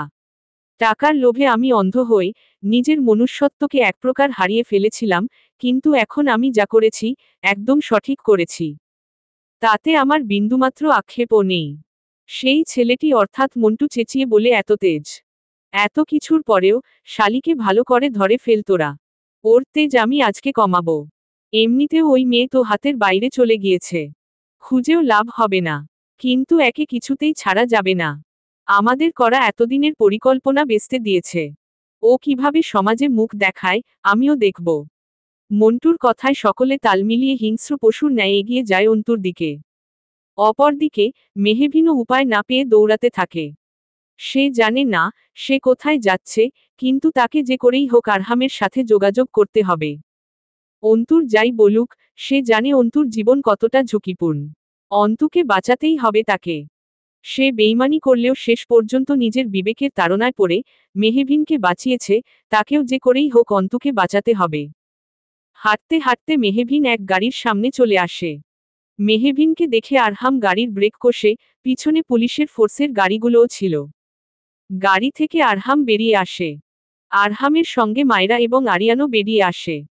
আরহামকে দেখে এক দৌড়ে ছুটে গিয়ে আরহামকে জড়িয়ে ধরে জোরে জোরে শ্বাস ফেলতে ফেলতে হাঁপাতে থাকা মেহবিন। মেহবিনকে দেখে যেন কলিজায় পানি চলে আসে আরহামের। তার প্রেয়সীকে সে পেয়েছে। মহান আল্লাহর কাছে লাখ লাখ শুকরিয়া জানায় সে। পর আরহাম মেহবিনের গালে হাত রেখে বলে, মেহু, তুমি ঠিক আছো তো? এইভাবে হাঁপাচ্ছ কেন? আর সেই গুন্ডাগুলো কই যারা তোমাকে কিডন্যাপ করেছিল? মেহবিন জোরে জোরে শ্বাস নিতে নিতে বলে, আমাদের সময় নেই আরহাম সাহেব। দ্রুত চলুন, না হলে অন্তুকে ওরা মেরে ফেলবে। প্লিজ চলুন। আরিয়ান উত্তেজিত হয়ে বলে, ওরা অন্তুকে মেরে ফেলবে মানে? কারা মেরে ফেলবে? কোথায় অন্তু? মায়রা আরিয়ানকে শান্ত করে, মেহবিনকে জানায় সে যেন তাদের সেখানে নিয়ে যায়। মেহবিন আরহামসহ সকল পুলিশ ফোর্সকে নিয়ে সেই ডেরায় পৌঁছে যায়। পুলিশ এসেছে শুনে মন্টু ও তার চেলাপেলা এবং মিসেস জুলির পালিয়ে যেতে চায়, কিন্তু তারা ব্যর্থ। পুলিশ তাদের অ্যারেস্ট করে ফেলে। মিসেস জুলির একবার আরহাম এবং মেহবিনের দিকে তাকায়। মেহবিন ঘৃণায় মুখ সরিয়ে ফেলে। তাদের পুলিশের গাড়িতে উঠানোর সাথে সাথে আরিয়ান, আরহাম, মেহবিন এবং মায়রা সেই রুমে ছুটে যায় যেখানে অন্তুকে রাখা হয়েছিল। মেহবিন রুমে গিয়েই মুখ চেপে চিৎকার করে ওঠে। আশেপাশে ছেঁড়াজামা কাপড় ছড়িয়ে ছিটিয়ে আছে। পাশেই রয়েছে রক্তাক্ত নিস্তেজ অন্তুর দেহখানা। মানুষরূপে সেই পশুগুলো ছিঁড়ে ছিঁড়ে খেয়েছে অন্তুকে। অন্তু পিটপিট করে মেহবিনের দিকে তাকিয়ে আছে। আরিয়ান এক মুহূর্তের জন্যে থমকে যায়, নিজের প্রিয় মানুষের এমন করুণ দশা দেখে। মেহবিন কাঁদতে কাঁদতে নিজের ওড়না নিয়ে এগিয়ে যায় অন্তুর দিকে। আরিয়ানও নিজেকে সামলিয়ে নিজের গায়ের ব্লেজারটুকু ভালো করে অন্তুর গায়ে জড়িয়ে রাখে। তার আখিজোড়া অশ্রুসিক্ত হয়ে উঠেছে। অন্তু মেহবিনের হাতখানা চেপে কাপা কাপা গলায় শুধায়, সত্যি আজ আমি আমার বেইমানির শাস্তি পেয়ে গেলাম মেহু। মনের ঘি নেছে। পর্ব 23। জান্নাতুল ফেরদৌসিরিমি লেখিকা। অন্তুর পরিণতির কথা ভাবতেই ফের কেঁদে ফেলে মেহবিন। আরহাম তাকে বুকে আগলে রেখেছে। এত কিছুর মধ্যে মেহবিন বেশ বড় এক ট্রমার মধ্যে রয়েছে। সকলে মিলে কিছুক্ষণ আগে অন্তুকে হসপিটালে নিয়ে এসেছে। আরিয়ান তার সর্বোচ্চ দিয়ে অন্তুর চিকিৎসা করছে। অন্তুর অবস্থা বেশ খারাপের দিকে চলে যাচ্ছে। মায়রা মিসেস জুলির এবং সেই ধর্ষকদের থানায় নিয়ে গিয়েছে। অন্তুর অবস্থা দেখে মেহবিন নিজেকে সামলাতে পারছিল না, তাই আরহাম মেহবিনকে হসপিটালের বাইরে বাগানে নিয়ে আসে। বেশ কিছুক্ষণ পরে আরহাম মেহবিনকে সোজা করে বসিয়ে শান্ত গলায় বলে, স্টপ যান। আর কাঁদবে না। অনেক কেঁদেছ তুমি। তুমি কি বুঝো না? তুমি কাঁদলে আমার বুকে ব্যথা করে। যন্ত্রণা হয়। বেশ অদ্ভুত যন্ত্রণা হয়। কথাটি বলেই মেহবিনের থুতনি উঁচু করে পরম আদরে ভালোবাসার স্পর্শ একে দেয়। মেহবিন কিছুটা শান্ত হয়। আরহাম আলতো সুরে প্রশ্ন করে, এখন কেমন লাগছে? ঠিক আছো তো? এখন কিছুটা বেটার লাগছে। মেহবিনের উত্তরে আরহাম মেহবিনের হাত ধরে অনুনয়ের স্বরে বলে, যে কোনো সম্পর্কে শিকড় হচ্ছে বিশ্বাস, সেই বিশ্বাসের শিকড় একবার নড়ে গেলে সেই সম্পর্ক ভিত্তিহীন হয়ে যায়। ভালোবাসার থেকেও বিশ্বাসের মূল্য বেশি প্রেয়সী। আরহামের কথাগুলো নীরবে শুনে আখিজোড়া বুঝে কিছুক্ষণ ভাবতে লাগলো মেহবিন। আজ যদি সে আরহামের উপর একটু ভরসা করে বিয়ের দিন পালিয়ে না যেত, তাহলে এমন কিছুই ঘটতই না। অন্তুর এই পরিণতির জন্যে তো কিছুটা হলে সে নিজেও দায়ী। মেহবিনের ভাবনার মাঝেই আরহাম ফের বলে, একটা অনুরোধ রাখবে প্রেয়সী? যতই কঠিন মুহূর্ত আসুক, আমার উপর বিশ্বাস হারাবে না। তোমার আরহাম সাহেব সবসময় আমাদের ভালোবাসার হেফাজত করবে। মেহবিন নাক টেনে হেঁচকি তুলে কেঁদে দেয়, বুক ফেটে কান্না আসছে তার। মানুষটা তাকে কতটা ভালোবাসে, শুধুমাত্র তাকে তার শত্রুদের নজর থেকে রক্ষা করার জন্যে দিনের পর দিন নিজের ভালোবাসাকে লুকিয়ে বিয়ের মিথ্যে নাটক করে গিয়েছে, অথচ মেহবিন শুধুমাত্র তাকে ভুলই বুঝে গিয়েছে। মেহবিন কিছুক্ষণ শহীদ থেকে কান্না থামিয়ে আরহামের সাথে অন্তুর কেবিনের সামনে যায়। কাচের ফাঁক থেকে অন্তুর নিস্তেজ মুখশ্রীখানা দেখা যাচ্ছে। অক্সিজেন দেওয়া হয়েছে অন্তুকে। শরীরে রক্তের পরিমাণও কম দেখা যাচ্ছে। আরিয়ান তার সর্বোচ্চ চেষ্টা দিয়ে অন্য ডক্টরদের সাথে নিয়ে চিকিৎসা করে যাচ্ছে অন্তুর, যেন অন্তুকে বাঁচানো যায়, কিন্তু অন্তুর অতিরিক্ত রক্তক্ষরণ হয়ে গিয়েছে। মানুষরূপী পশুগুলো অন্তুর ধর্ষণের পরে তাকে বেশ কিছুক্ষণ ছুরি দিয়ে আঘাত করেছে। আরিয়ান একের পর এক ইনজেকশন পুশ করে যাচ্ছে অন্তুর শরীরে। বেশ কয়েক ব্যাগ রক্ত ইতিমধ্যে অন্তর শরীরে দেওয়া হয়েছে, কিন্তু তেমন সুবিধা হচ্ছে না। আরিয়ানের অবস্থা পাগলের মতো হয়ে যাচ্ছে। সময় যত গড়াচ্ছে অন্তুর অবস্থা ততই অবনতির দিকে যাচ্ছে। মেহবিন কাচের ফাঁক থেকে সবকিছু দেখে বিড়বিড়িয়ে বলে, সব আমার দোষ। আমার আমার আজ অন্তুর কিছু হয়ে গেলে আমি অন্তুর মাকে কি করে জবাব দিব? আমিও তো দোষী। আমার বন্ধুটা আমার জন্যে শেষ হয়ে যাবে। তাহলেও তো আমিও খুনি। মেহবিনের কথা শুনে আরহাম মেহবিনের বাহু চেপে শক্ত গলায় বলে, এই সব কি বলে যাচ্ছ মেহবিন? এখানে তোমার দোষ কোথায়? ওই ধর্ষকরা আজ অন্তুর এই অবস্থার জন্যে দায়ী। তার জন্যে ওরা যথাযথ শাস্তি পাবে। কিন্তু ওদের টার্গেট তো অন্তু ছিল না আরহাম সাহেব। আমি ছিলাম। আমাকে বাঁচাতে গিয়েই অন্তুর এই অবস্থা। আমি দোষী আরহাম সাহেব। অন্তু যদি না বাঁচে কি হবে আরহাম সাহেব? আমি অন্তুর মাকে কি জবাব দিব? মেহবিন কথাগুলো বলতে বলতে মাটিতে বসে মাথায় হাত দিয়ে চিৎকার করে কেঁদে ওঠে।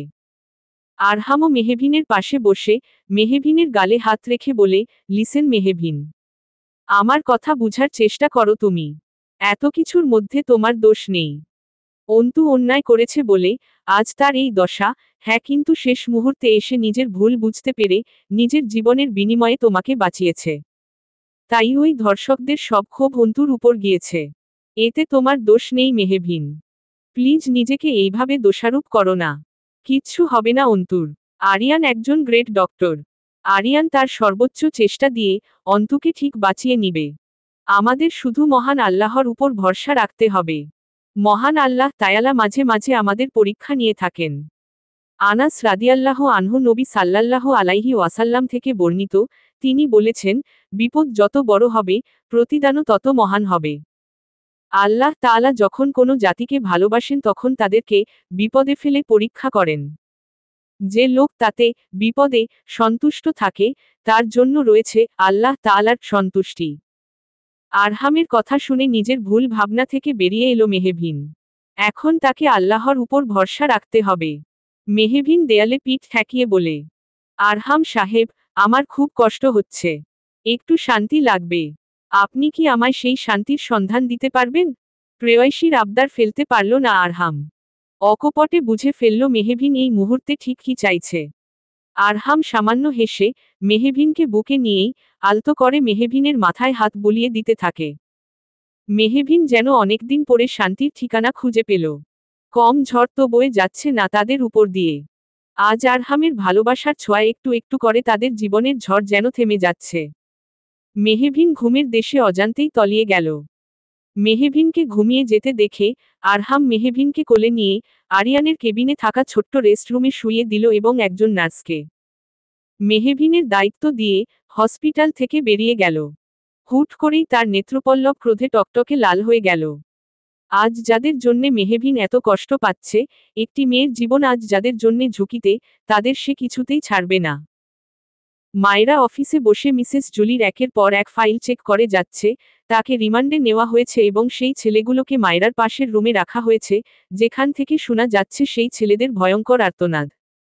সেই আর্তনাদ শুনে মায়েরার অধরের কোণে বাঁকা হাসি ফুটে ওঠে। অফিসার আরহাম হাসান তালুকদারের হাতে পড়েছে তারা।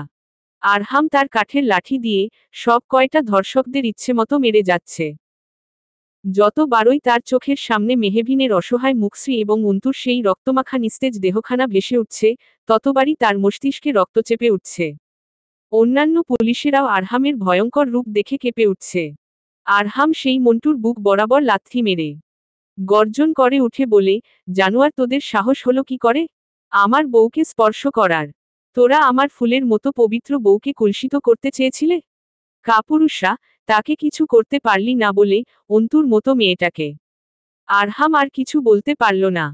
পা থেকে মা অবধি নিজের ক্ষোভ ঝাড়তে লাগল।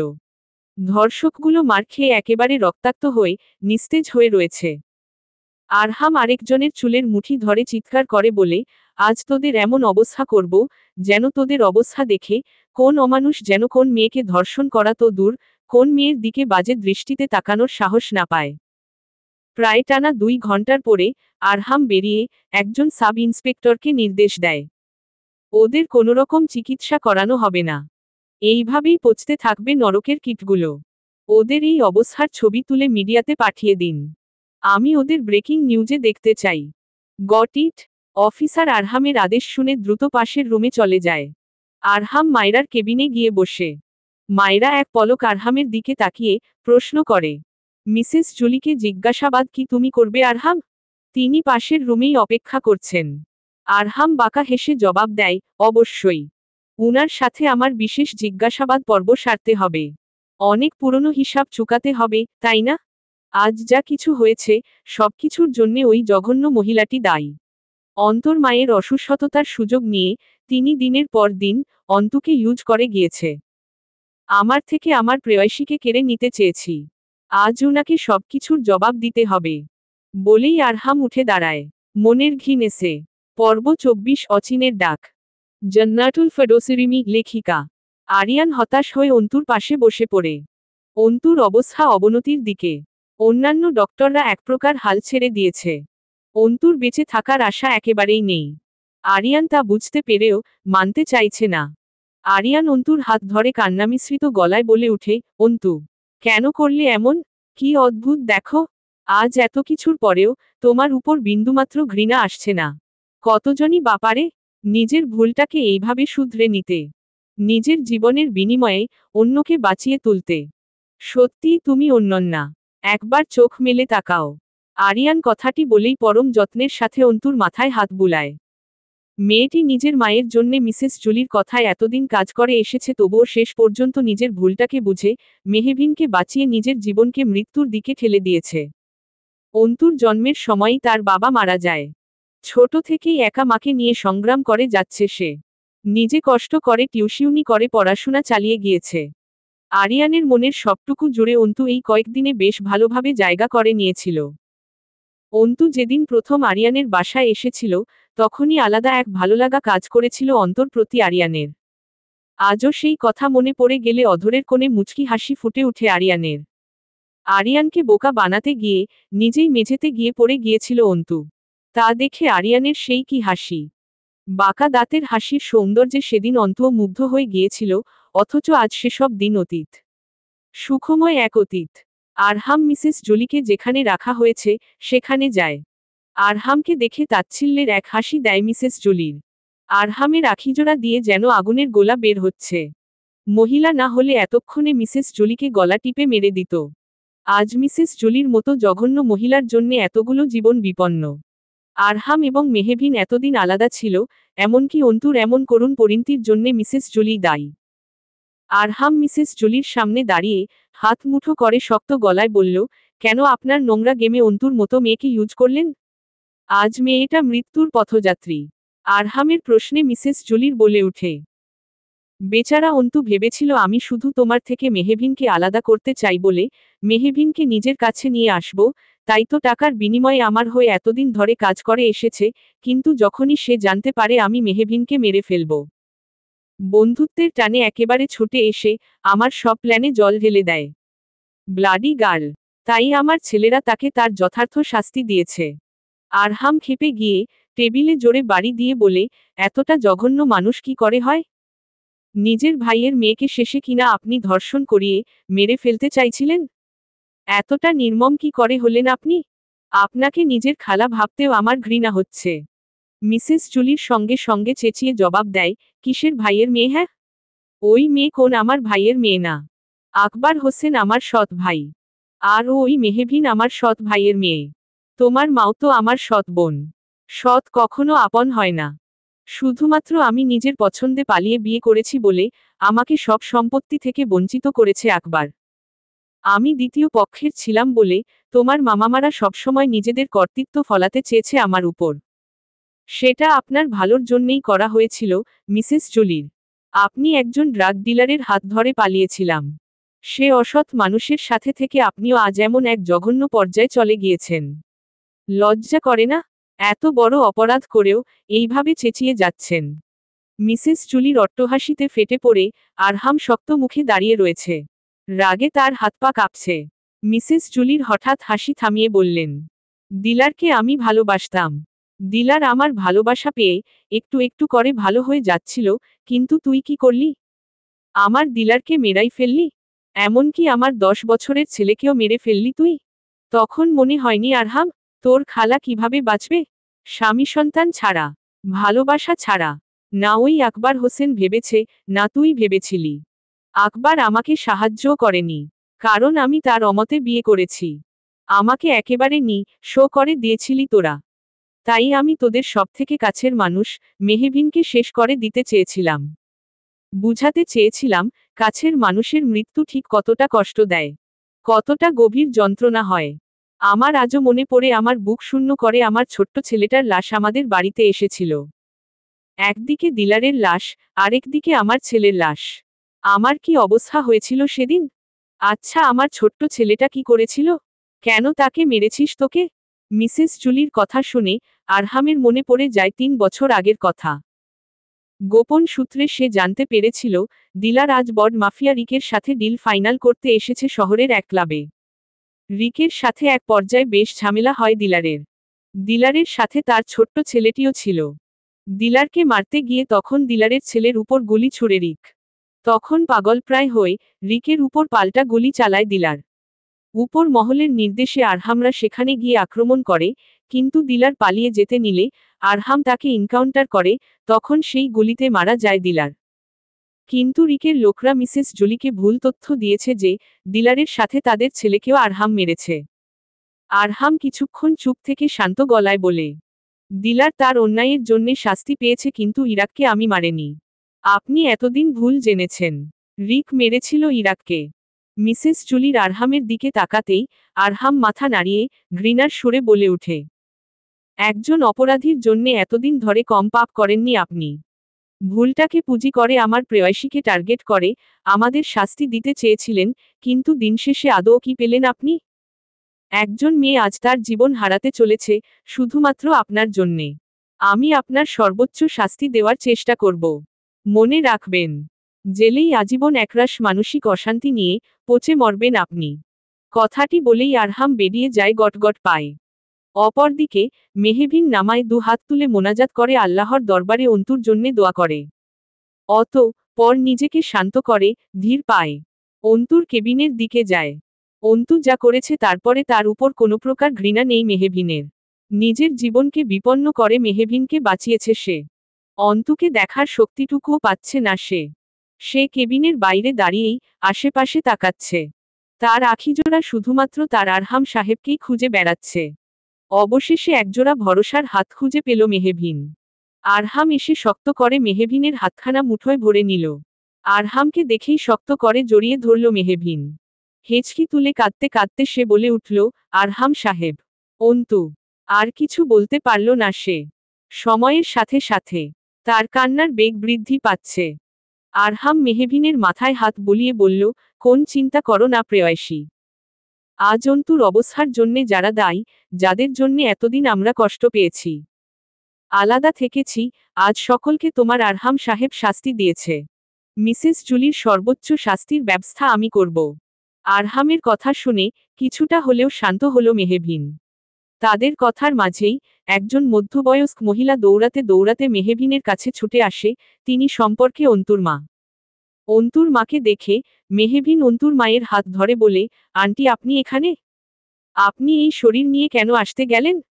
অন্তুর মা কাঁদতে কাঁদতে বলেন, আমি নিউজ দেখেছি মা, আমি কি করে না এসে পারি মা বলো। ছোটবেলা থেকে কম কষ্ট করেনি আমার মেয়ে। সে আজ মৃত্যু পথযাত্রী। আজ আমার মেয়ে সমাজের কাছে ধর্ষিতা। আমি কি করে সহ্য করব মেয়ের এই দশা? অন্তুর মায়ের কথা শুনে মেহবিন কি বলবে বুঝতে পারবে না।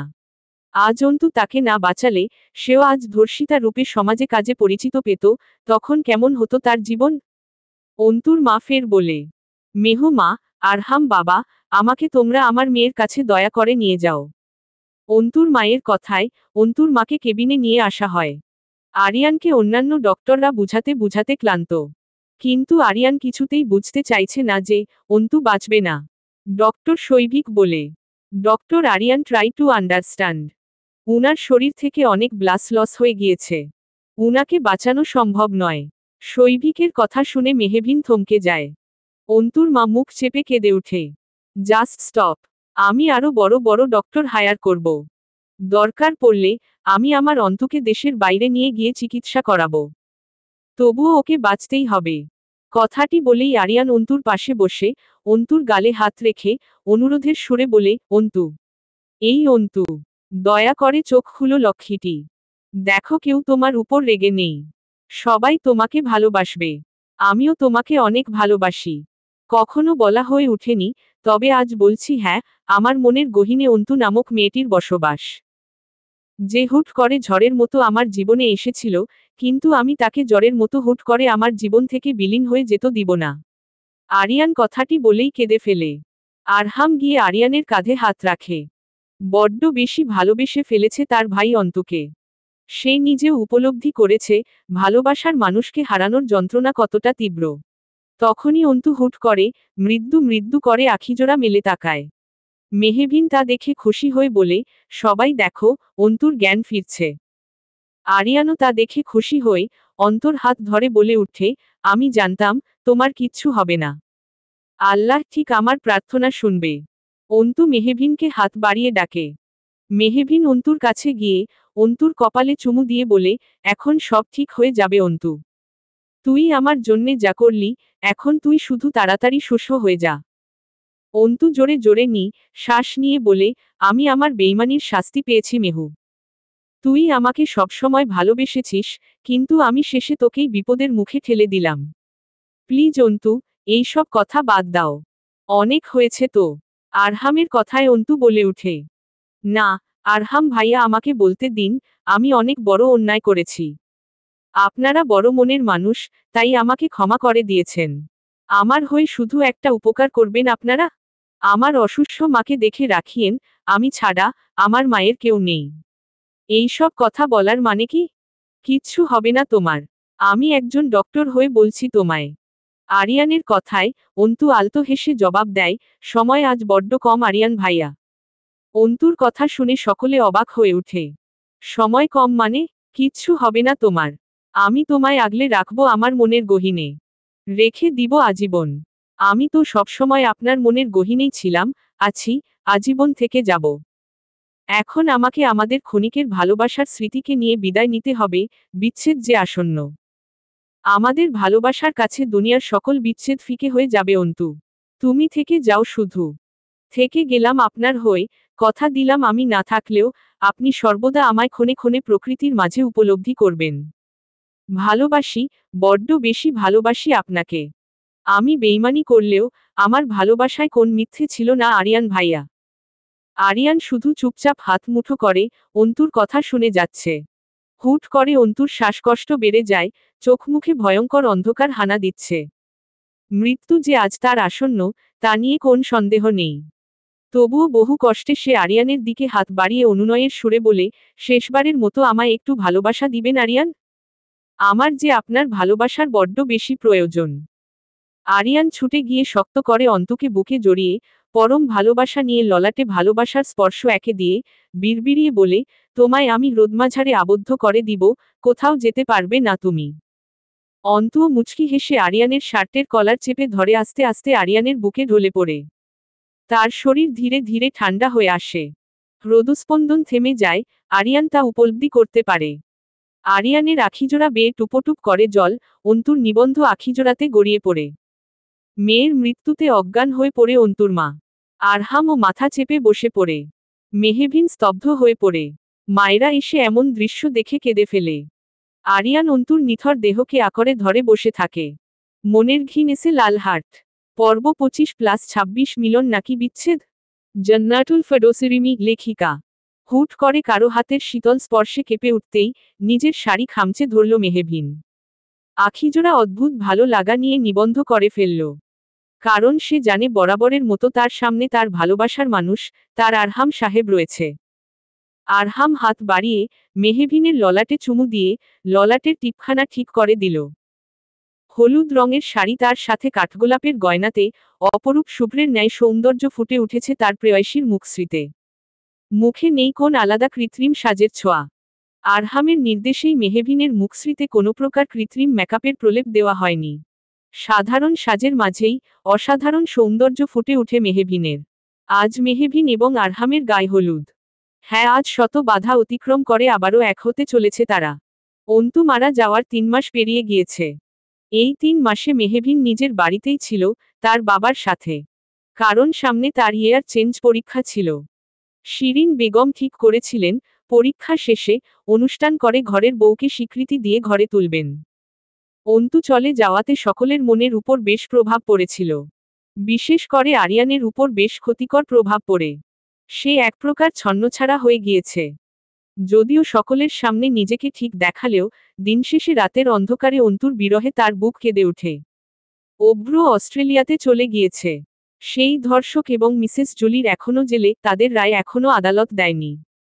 তবে কেস চলছে।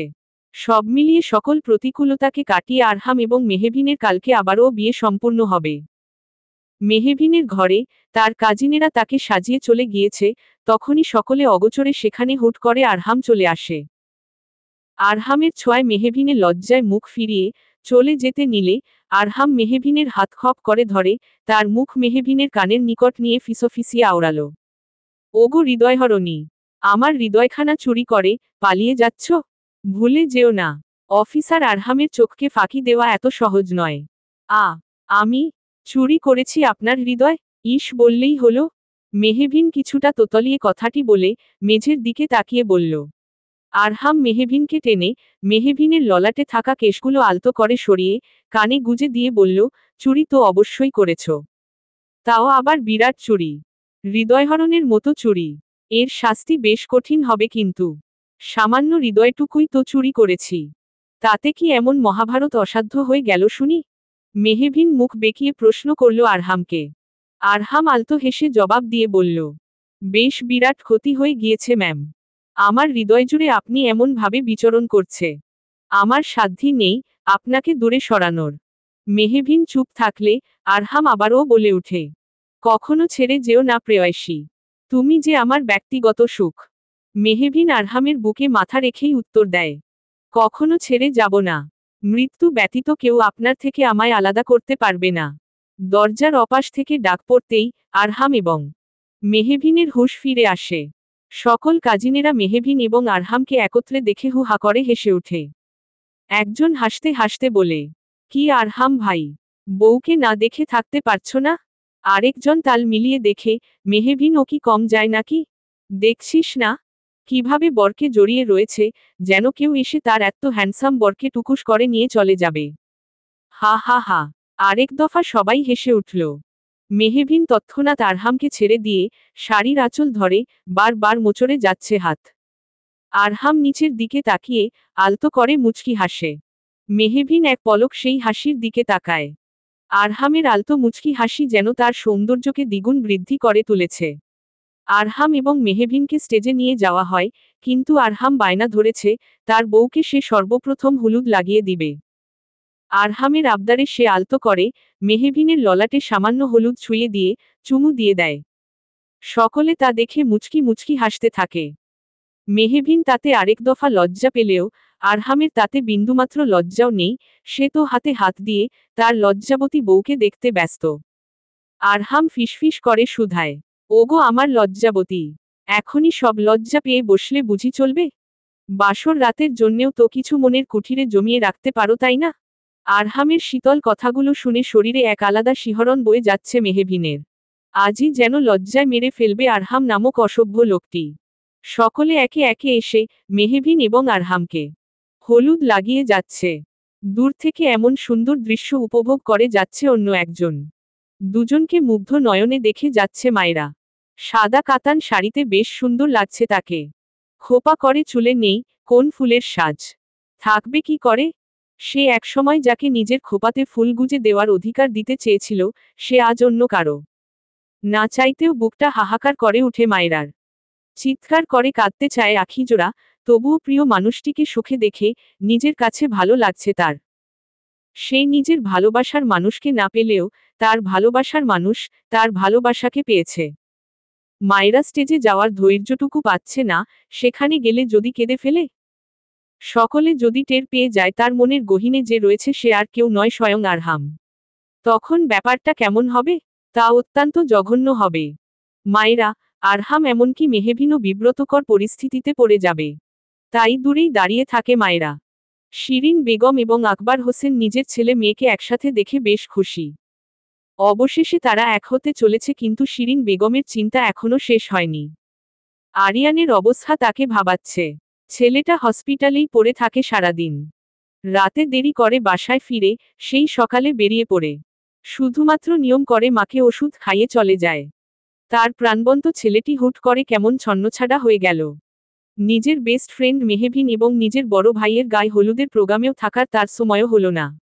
এত ব্যস্ত সে। যদিও সব তার অজুহাত। তিনি জানেন তার ছেলে সবকিছু থেকে নিজেকে গুটিয়ে নিচ্ছে। এদিকে তার হাতেও সময় কম। শরীর দিনের পর দিন খারাপ হয়ে যাচ্ছে। বড় ছেলেটি সংসারী হলেও ছোট ছেলেটির কি হবে তা নিয়েই দুশ্চিন্তায় ভুগছেন তিনি। রাত প্রায় 3টার দিকে নিজের গাড়ি নিয়ে বাড়ির গেটে প্রবেশ করে আরিয়ান। বিয়ে বাড়ির সজ্জায় ফুটে উঠেছে তালুকদার বাড়িতে। এত রাতেও কি সুন্দর আলোর রেশ চকচক করছে পুরো বাড়িতে। গভীর রাত হওয়ায় সকলেই ঘুমের রাজ্যে পাড়ি দিয়েছে। অন্ধকারের তীব্র যন্ত্রণা শুধু আরিয়ানের মনেই বিষাদের দাগ কেটে ফেলেছে। আরিয়ান কিছুক্ষণ আগেও অন্তুর মাকে নিজে গিয়ে দেখে এসেছে। ভদ্র মহিলাকে নিজের মায়ের মতো যত্ন করে, নিজের হসপিটালেই চিকিৎসার ব্যবস্থা করে দিয়েছে। আরিয়ান নিজের কক্ষে যায় না। তাদের বাগানের ধারের কাছে একটা সুইমিং পুলের সামনে অন্ধকারের মধ্যে দাঁড়িয়ে মৃদু মৃদু বাতাস এসে তাকে ছুঁয়ে দিচ্ছে। গুড়ি গুড়ি বৃষ্টিতে ভিজে যাচ্ছে, তবুও সে ঠাঁই নিয়ে দাঁড়িয়ে রয়েছে। বারংবার অন্তুর কথা মনে পড়ছে তার। অনেক ভালোবেসে ফেলেছিল তাকে। তার কথা মতোই প্রকৃতির মাঝেই নিজের মনের গহীনে থাকা প্রিয়াকে খুঁজে বেড়ায় আরিয়ান। উপলব্ধি করে গভীরভাবে। আরিয়ান কিছুক্ষণের জন্যে আখিজোড়া বন্ধ করলেও তার আখিজোড়ায় ভেসে উঠে অন্তুর হাসিমাখা স্নিগ্ধ মুখশ্রীখানা। বারান্দায় দাঁড়িয়ে এক হাতে কফি নিয়ে বৃষ্টি উপভোগ করছিল মায়েরা। আরহামের বিয়ে উপলক্ষে সে এখন আরহামের বাড়িতে রয়েছে। কিন্তু যতই ভালো থাকার নাটক করুক, দিন শেষে আরহামকে হারানোর বেদনায় তার বুকটাও হু হু করে কেঁদে ওঠে। তখনই তার চোখ যায় বাগানে থাকা একজন বেদনাদায়ক প্রেমিকের দিকে। মৃত্যু প্রেমিকার শোকে একেবারে ছন্নছাড়া হয়ে গিয়েছে মানুষটি। মায়রার মনে পড়ে যায় আরিয়ান আগে কত ঝগড়া করত, কত হাসাতো সকলকে। সেই দিনগুলো বড্ড মিস করছে সে। সেই চঞ্চল ছেলেটির এমন বিষাদময় পরিণতি না হলেও পারত। মায়রা আকাশের পানে তাকিয়ে বলে, কি অদ্ভুত না, সৃষ্টিকর্তা চাইলেই মিলন ঘটিয়ে দিতে পারত তাদের। অথচ তা ঘটল না। তার বদলে লিখে রাখল একরাশ বিষাক্ত বিচ্ছেদের যন্ত্রণা। সেই একই যন্ত্রণায় পুড়ে ছাই হয়ে যাচ্ছি আমিও। কি চাইছে তবে সৃষ্টিকর্তা? আরিয়ানের জন্যে বড্ড খারাপ লাগছে মায়রার। সে এক পা দু পা করে বাগানের দিকে এগিয়ে গেল। হাতে তার ছাতা, তখনই শুনতে পেল আরিয়ানের মনের গহীনের ক্ষতটির আর্তনাদ। হ্যাঁ, আজ ছেলে হয়েও সে কাঁদছে। সেদিন অন্তুর মৃত্যুতে সে কাঁদেনি। শক্ত পাথরের ন্যায় অন্তুর লাশ বুকে নিয়ে বসেছিল, তবে আজ সে কাঁদছে। কাঁদতে কাঁদতেই অন্তুকে অনুভব করে বলছে, যাকে হিনা আমি শূন্য, যার বিরহের দহনে আমার হৃদয়খানা ছারখার, অদ্ভুত হলেও সত্যি আমার মনের গহীনে রয়েছে সে, এখনো। মায়রা কি মনে পড়ে যেন আরিয়ানের কাঁধে হাত রাখল।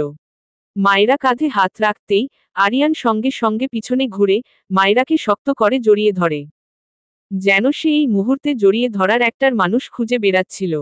মায়রা এক মুহূর্তের জন্যে স্তব্ধ হয়ে গেল। অজান্তেই তার হাত আরিয়ানের পিঠে চলে যায়। আরিয়ান মায়রাকে জড়িয়ে ধরে কেঁদেই চলেছে এবং বিড়বিড়িয়ে বলছে, কেন আল্লাহ আমার থেকে আমার অন্তুকে কেড়ে নিল? ও তো নিজের ভুলের শাস্তি পেয়েছিল, তাই না? তবে আল্লাহ কেন এত বড় ওকে শাস্তি দিল? আমিও যে বড্ড শাস্তি পেয়ে যাচ্ছি। আমি পারছি না অন্তুকে ছাড়া থাকতে। প্লিজ ফিরে এসো অন্তু। আরিয়ানের আর্তনাদে মায়রার আখিজোড়া বেয়েও জল গড়িয়ে পড়ছে। আরিয়ান বেশ কিছুক্ষণ পর কান্না থামিয়ে যখন উপলব্ধি করেছে সে আবেগে মায়াকে জড়িয়ে ধরে রেখেছে, তৎক্ষণাৎ সে মায়রাকে ছেড়ে দিল। নিজের মাথা নুইয়ে বিনয়ের সহিত কিছুটা অপরাধীর ন্যায় বলে, সরি মায়রা, প্লিজ আমাকে ভুল বুঝো না। আমি আসলে। আরিয়ানকে থামিয়ে আরিয়ানের দিকে একটা ছাতা এগিয়ে দিয়ে বলে, সমস্যা নেই, আমি বুঝেছি। এই নাও ছাতাটা। ভিজে গিয়ে কিন্তু জ্বর এসে পড়বে। তখন তোমার ভাই নিজের বিয়ে ফেলে তোমার পিছনেই ছুটে বেড়াবে। বিশেষ করে তোমার অসুস্থ মা। লাগবে না। কোন জ্বর টর আসবে না আমার। তুমি এখন চলে যাও। আমি নিজেকে ঠিক সামলাতে পারবো না। আরিয়ান কিছুটা বিরক্ত নিয়েই কথাগুলো বলে পকেট থেকে সিগারেট বের করে নিলে মায়রা তা নিয়ে দ্রুত ফেলে দেয়। আরিয়ান মায়রার এমন আচরণে চরম ক্ষিপ্ত হয়ে যায়। ক্ষেপে গিয়ে বলে, সমস্যা কি তোমার? বলছি না চলে যেতে। সমস্যা তো অবশ্যই রয়েছে। ডক্টর হয়ে হেলথের জন্যে ক্ষতিকর সিগারেট খাবে, তা তো মোটেও ঠিক নয়। অনেক সময়টা পেরিয়ে গিয়েছি, এখন তো নিজেকে সামলাও। তোমার মতো আমিও বলতো গেলে একই সিচুয়েশনে রয়েছি। যদিও তোমার যন্ত্রণা তীব্র, কিন্তু আমার অবস্থা দেখো। তুমি তাও এই ভেবে বেঁচে রয়েছ তোমার প্রিয় মানুষটি বেঁচে নেই বলে তাকে তুমি হারিয়েছ, কিন্তু আমার ভালোবাসার মানুষ তো বেঁচে থেকেই আমার হলো না। সে কাল হবে অন্য কারো। ভালোবাসার মানুষ অন্য কারো হয়ে যাওয়া ব্যথা সহ্য করেও কিন্তু আমি দিব্যি নিজেকে ঠিক রেখেছি, তাহলে তুমি কেন পারবে না? আন্টির অবস্থা দেখেছ তুমি? মানুষটা তোমার শোকে কাতর, প্রায় লাস্ট স্টেজে আছেন এখন উনি। উনার শেষ সময়ে যদি তিনি মানসিক অশান্তিতে ভোগেন, সেইটা উনার জন্যে কতটা ক্ষতিকর হবে বুঝতে পারছো তুমি? নিজের জন্যে না হলেও নিজের মা, নিজের পরিবারের জন্যে নিজেকে এইবার একটু সামলাও, দয়া করে। মায়রার কথাগুলো শুনে এক মুহূর্তের জন্যে থমকে দাঁড়ায় সে। সত্যিই তাকে এইবার নিজেকে সামলাতে হবে। অন্তুকে সে আজীবন মনের গহীনে রেখে দিবে, কিন্তু নিজের পরিবারের জন্যে হলেও তাকে এগিয়ে যেতে হবে। সামলাতে হবে নিজেকে। সে হাত বাড়িয়ে মায়রার থেকে ছাতা নিয়ে নেয়। মায়রাকে ভিজতে দেখে সে নিজেও মায়রার মাথায় ছাতা ধরে। মায়রা আলতো হাসে। দূর থেকে নিজের বারান্দায় দাঁড়িয়ে সমস্ত কিছুই গভীরভাবে পর্যবেক্ষণ করেন শিরিন বেগম। অনেক বড় পাথর যেন বুক থেকে সরে গেল তার। অজান্তেই মুচকি হাসি দেন তিনি। তার ছন্নছাড়া ছেলেটির জীবনের ছন্ন ফিরিয়ে দিতে অবশেষে মহান আল্লাহ তায়ালা কাউকে পাঠিয়ে দিলেন, আর কোন চিন্তা নেই তার। বৃষ্টির মাঝে আরহামের কথা বেশ মনে পড়ছে মেহবিনের। বৃষ্টি আসলেই যেন অজানা এক লজ্জা তাকে ঘিরে ধরে। 2 মাস আগেই সেই বৃষ্টিভেজা রাতের কথা মনে পড়তেই সে এক প্রকার লজ্জায় মুখ ঢেকে ফেলে। ভার্সিটি ক্লাস শেষে মেহবিনের বেশ রাত হয়ে গিয়েছিল, কিছু প্রজেক্টের কাজ ছিল তার। তাই সে আরহামকে কল করে জানায় সে যেন আজ মেহবিনকে এসে নিয়ে যায়। আরহাম ও নিজের অফিস থেকে বেরিয়ে মেহবিনের ভার্সিটিতে আসে, কিন্তু সেখানে মেহবিনের বান্ধবীরা আরহামকে কালো শুটে দেখে এক প্রকার ফিদা হয়ে বেশ প্রশংসায় ভাসিয়ে দেয় আরহামকে। সেসব কথা আসতেই রেগে ফেটে পড়ে মেহবিন। সে রাগ করে আরহামকে ছেড়েই একাই বাড়ির উদ্দেশ্যে রওনা হয়। আরহাম ও মেহবিনের খপ করে হাত ধরে বলে, সমস্যা কি তোমার? এইভাবে চলে যাচ্ছ কেন? আরহামের প্রশ্নে মুখ ঘুরিয়ে মেহবিন রাগে ফুঁসতে ফুঁসতে বলে, আমি আবার কিসের সমস্যা? যান, যান ওই সব শাকচুন্নিদের কাছে যান। ওদের তামিল হিরো আপনি। তামিল হিরো তো আপনার কাছে ফেল। আর আপনি কি সুন্দর করে শুনছিলেন, একটিবার প্রতিবাদও করেননি। আরহাম মাথায় হাত দিয়ে ফেলে তার প্রেয়সী আজ খুব ক্ষেপেছে। আরহাম হতাশার সুরে বলে, তো আমি কি করব? এইগুলো নরমালি নাও। আরহাম হাসান তালুকদারের প্রতি সবসময়ই এই ক্রাশ টাইপ ব্যাপারটা রিলেটেড ছিল। এইগুলো কমন ব্যাপার। কেন? আমার ভার্সিটি থাকাকালীন একজন তো আমার জন্যে সুইসাইডও করার চেষ্টা করেছিল। যদিও মেয়েটা যথেষ্ট সুন্দরী ছিল। সব ছেলেরা হাবুডুবু খেত তার প্রেম। কিন্তু তাও তার মতো সুন্দরীকে আমি তোমার জন্যে ইগনোর করেছি, ওই ছোটবেলার সেই এক প্রেমে পড়েছি। সেই প্রেমের মায়া থেকে আর সরতেই পারলাম না। সেদিকে থেকে এই মেয়ের কাছে তোমার এইসব ভার্সিটির ফ্রেন্ডরা কিছুই নয়। বুঝলে? আরহামের মুখে অন্য কারো সৌন্দর্যের কথা শুনে আরও আরেক দফা রেগে যায় মেহবিন। চিৎকার মেরে বলে উঠে, তো সেই মেয়েকেই বিয়ে করতেন, এতই যখন বিশ্বসুন্দরী ছিল সে। আমাকে কেন বিয়ে করেছেন হু? আমিও চলে যাব, হু। অনেক দূরে যাব। কোথাও খুঁজে পাবেন না আমাকে। তখন বুঝবেন মজা। মেহবিনের কথা শুনে বুক মোচড় দিয়ে উঠে আরহামের। তার মস্তিষ্কে হুট করে একরাশ ক্ষোভ চেপে বসে সে খপ করে মেহবিনের হাত ধরে চেঁচিয়ে বলে, কি কখন ধরে চলে যাব? চলে যাব বলছো? হ্যাঁ, এখন তুমি চাইলেও আমার থেকে কোথাও যেতে পারবে না। দুনিয়ার কারো সাধ্য নেই আমার মনের গহীনে থাকা প্রেয়সীকে আমার থেকে দূরে সরানোর। Mind it. কথাটি বলেই আরহাম মেহবিনকে জোর করে নিজের গাড়িতে বসিয়ে দেয়। মেহবিন যথেষ্ট ছটফট করে চলেছে গাড়ি থেকে নেমে যাওয়ার। মেহবিন কিছুটা ন্যাকা কান্না দিয়ে বলে, এমন করলে আমিও কিন্তু অন্তুর মতো একদিন চলে যা। কথাটি বলতে গিয়ে মেহবিনের থেমে যায়। আরহামের আখিজোড়া যথেষ্ট লাল হয়ে গিয়েছে। রাগে রগ তার কপালে স্পষ্ট ফুটে উঠেছে। মেহবিন ভয় কেঁপে উঠে। সে বেশি বাড়াবাড়ি করে ফেলেছে বিষয়টি। আরহাম যথেষ্ট স্পিড নিয়ে গাড়ি চালায়। মেহবিন ভয়ে চুপচাপ থাকে। ফুল স্পিডে গাড়ি চালিয়ে 5 মিনিটে নিজের বাড়ির সামনে ব্রেক কষে সে। মেহবিন কিছুটা ঝুঁকে যায়। মেহবিন কিছুটা অবাক হয়ে যায়, আরহাম কেন তাকে তালুকদার বাড়িতে নিয়ে এসেছে। এমনিতে সে শান্ত মেজাজের মানুষ হলেও একবার রেগে গেলে তাকে সামলানো মুশকিল হয়ে ওঠে। আরহাম বেরিয়ে মেহবিনের হাত ধরে টানতে টানতে বাড়িতে নিয়ে আসে। বাড়ি আজ সম্পূর্ণ ফাঁকা। শিরিন বেগমকে নিয়ে আরিয়ান দুদিনের জন্যে মালয়েশিয়া গিয়েছে চিকিৎসার জন্যে। অন্যান্য কাজের স্টাফরাও আরহামকে দেখে নিজেদের ঘরে চলে যায় ভয়ে। আরহাম মেহবিনকে টেনে নিয়ে আসে। পর দরজা বন্ধ করে ফেলে। নিজের গায়ের ব্লেজারটা ফেলে দিয়ে মেহবিনের দিকে এগিয়ে যেতে যেতে বলে, খুব শখ না আমাকে ছেড়ে দূরে চলে যাওয়ার? আজ তুমি মাত্রাধিক কথা বলেছ। তার শাস্তি তো তোমাকে পেতেই হবে। মেহবিন কাঁপতে কাঁপতে বলে, আমি। তারপর আর কিছু বলতে পারেনি মেহবিন। আরহাম তার অধরজোড়া নিজের অধরের দখলে নিয়ে নেয়। ভালোবাসার সাথে বেশ কয়েকটা কামড় দিয়েও দেয়। মেহবিন ব্যথায় আরহামের পিঠ খামচে ধরে। বেশ কিছুক্ষণ পরে মেহবিনের অধরজোড়া ছেড়ে উঠে দাঁড়ায় আরহাম। মেহবিন আয়নায় নিজের ক্ষতখানা দেখে ফুপিয়ে কেঁদে ওঠে। আরহাম তা দেখে আলতো হেসে বলে, এখন থেকে বুঝে শুনে কথা বলবে, আর যতবার আমাকে ছেড়ে যাওয়ার কথা ভাববে ততবার এই ক্ষত দেখে নিও। তখনই বাইরে প্রচণ্ড ঝড়বৃষ্টি শুরু হয়ে যায়। বাজ পড়তে থাকে বেশ জোরে। মেহবিন দ্রুত গিয়ে আরহামকে খপ করে জড়িয়ে ধরে, কাঁপতে থাকে ভয়ে। দুজনের হৃদয় একই সাথে কম্পিত হতে থাকে। আরহাম হাত দিয়ে খুব যত্ন করে মেহবিনের কাপা কাপা চিকন অধরজোড়াতে আলতো করে স্পর্শ করে। কেঁপে উঠে সারা অঙ্গ মেহবিনের। বাইরের ঝড়ের সাথে সাথে দুজনের মনেও সমান্তালে ঝড় বইতে থাকে। আরহাম যেন নিজেকে নিয়ন্ত্রণ করতে পারছে না।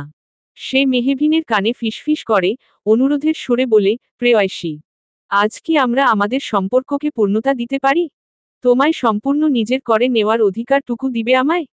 আজ বড্ড ইচ্ছে করছে তোমায় নিয়ে ভালোবাসার এক সুখের সাগরে ডুব দিতে। সঙ্গী হবে আমার? মেহবিনের কি সাধ্যি আছে এমন অনুরোধকে নাকচ করার? সে তৎক্ষণাৎ আরহামের বুকে ঝাঁপিয়ে পড়ে। নিজের প্রেয়সীর ইতিবাচক উত্তরে মুচকি হেসে পাঁচকোলে তুলে বিছানায় পরম যত্নে তাকে শুইয়ে দেয়। মেহবিন বিছানার চাদর খামচে ধরে। আরহাম আস্তে করে নিজের শার্ট খুলে মেহবিনের কপালে চুমু খেয়ে শক্ত করে তার হাতজোড়া আঁকড়ে ধরে পাড়ি দেয় এক সুখের ভালোবাসার সমুদ্রে। সেই রাতের কথা মনে পড়তেই মেহবিন লজ্জায় আয়নার সামনে দাঁড়িয়ে থাকে। লজ্জায় তার ফর্সা মুখশ্রী টকটকে লাল হয়ে ওঠে। 2 মাস আগে সেই রাতেই তাদের ভালোবাসা পূর্ণতা লাভ করে। মেহবিনের ভাবনার মাঝেই তার প্রেমিক পুরুষ তাকে ফোন দিয়ে দেয়। মেহবিন তৎক্ষণাৎ ফোন রিসিভ করে ফেলে। অপাশ থেকে সুমধুর পুরুষ কণ্ঠে আরহাম শুধায়, কি করছো প্রেয়সী? মেহবিন উত্তর দেয় না। লজ্জায় মাথায় নুয়ে থাকে। মেহবিন লজ্জামাখা কণ্ঠে উত্তর দেয়, তেমন কিছু করছি না। হঠাৎ করে লজ্জার কারণ কি? ওহ, 1 সেকেন্ড। 1 সেকেন্ড। তুমি বৃষ্টি দেখে আবার সেই রাতের কথা ভেবে লজ্জা পাচ্ছ না তো? সঙ্গে সঙ্গে মেহবিন ভাবে লোকটা বুঝল কি করে। মেহবিনের ভাবনার মাঝেই আরহাম ফের হেসে বলে, কালকে রাতের লজ্জাটুকুও একটু রেখে দিও প্রেয়সী। মেহবিন আরহামের কথা শুনে ক্ষেপে গিয়ে বলে, অসভ্য লোক একটা। আরহাম সঙ্গে সঙ্গে হেসে ওঠে। আজ আরহাম এবং মেহবিনের বিয়ে।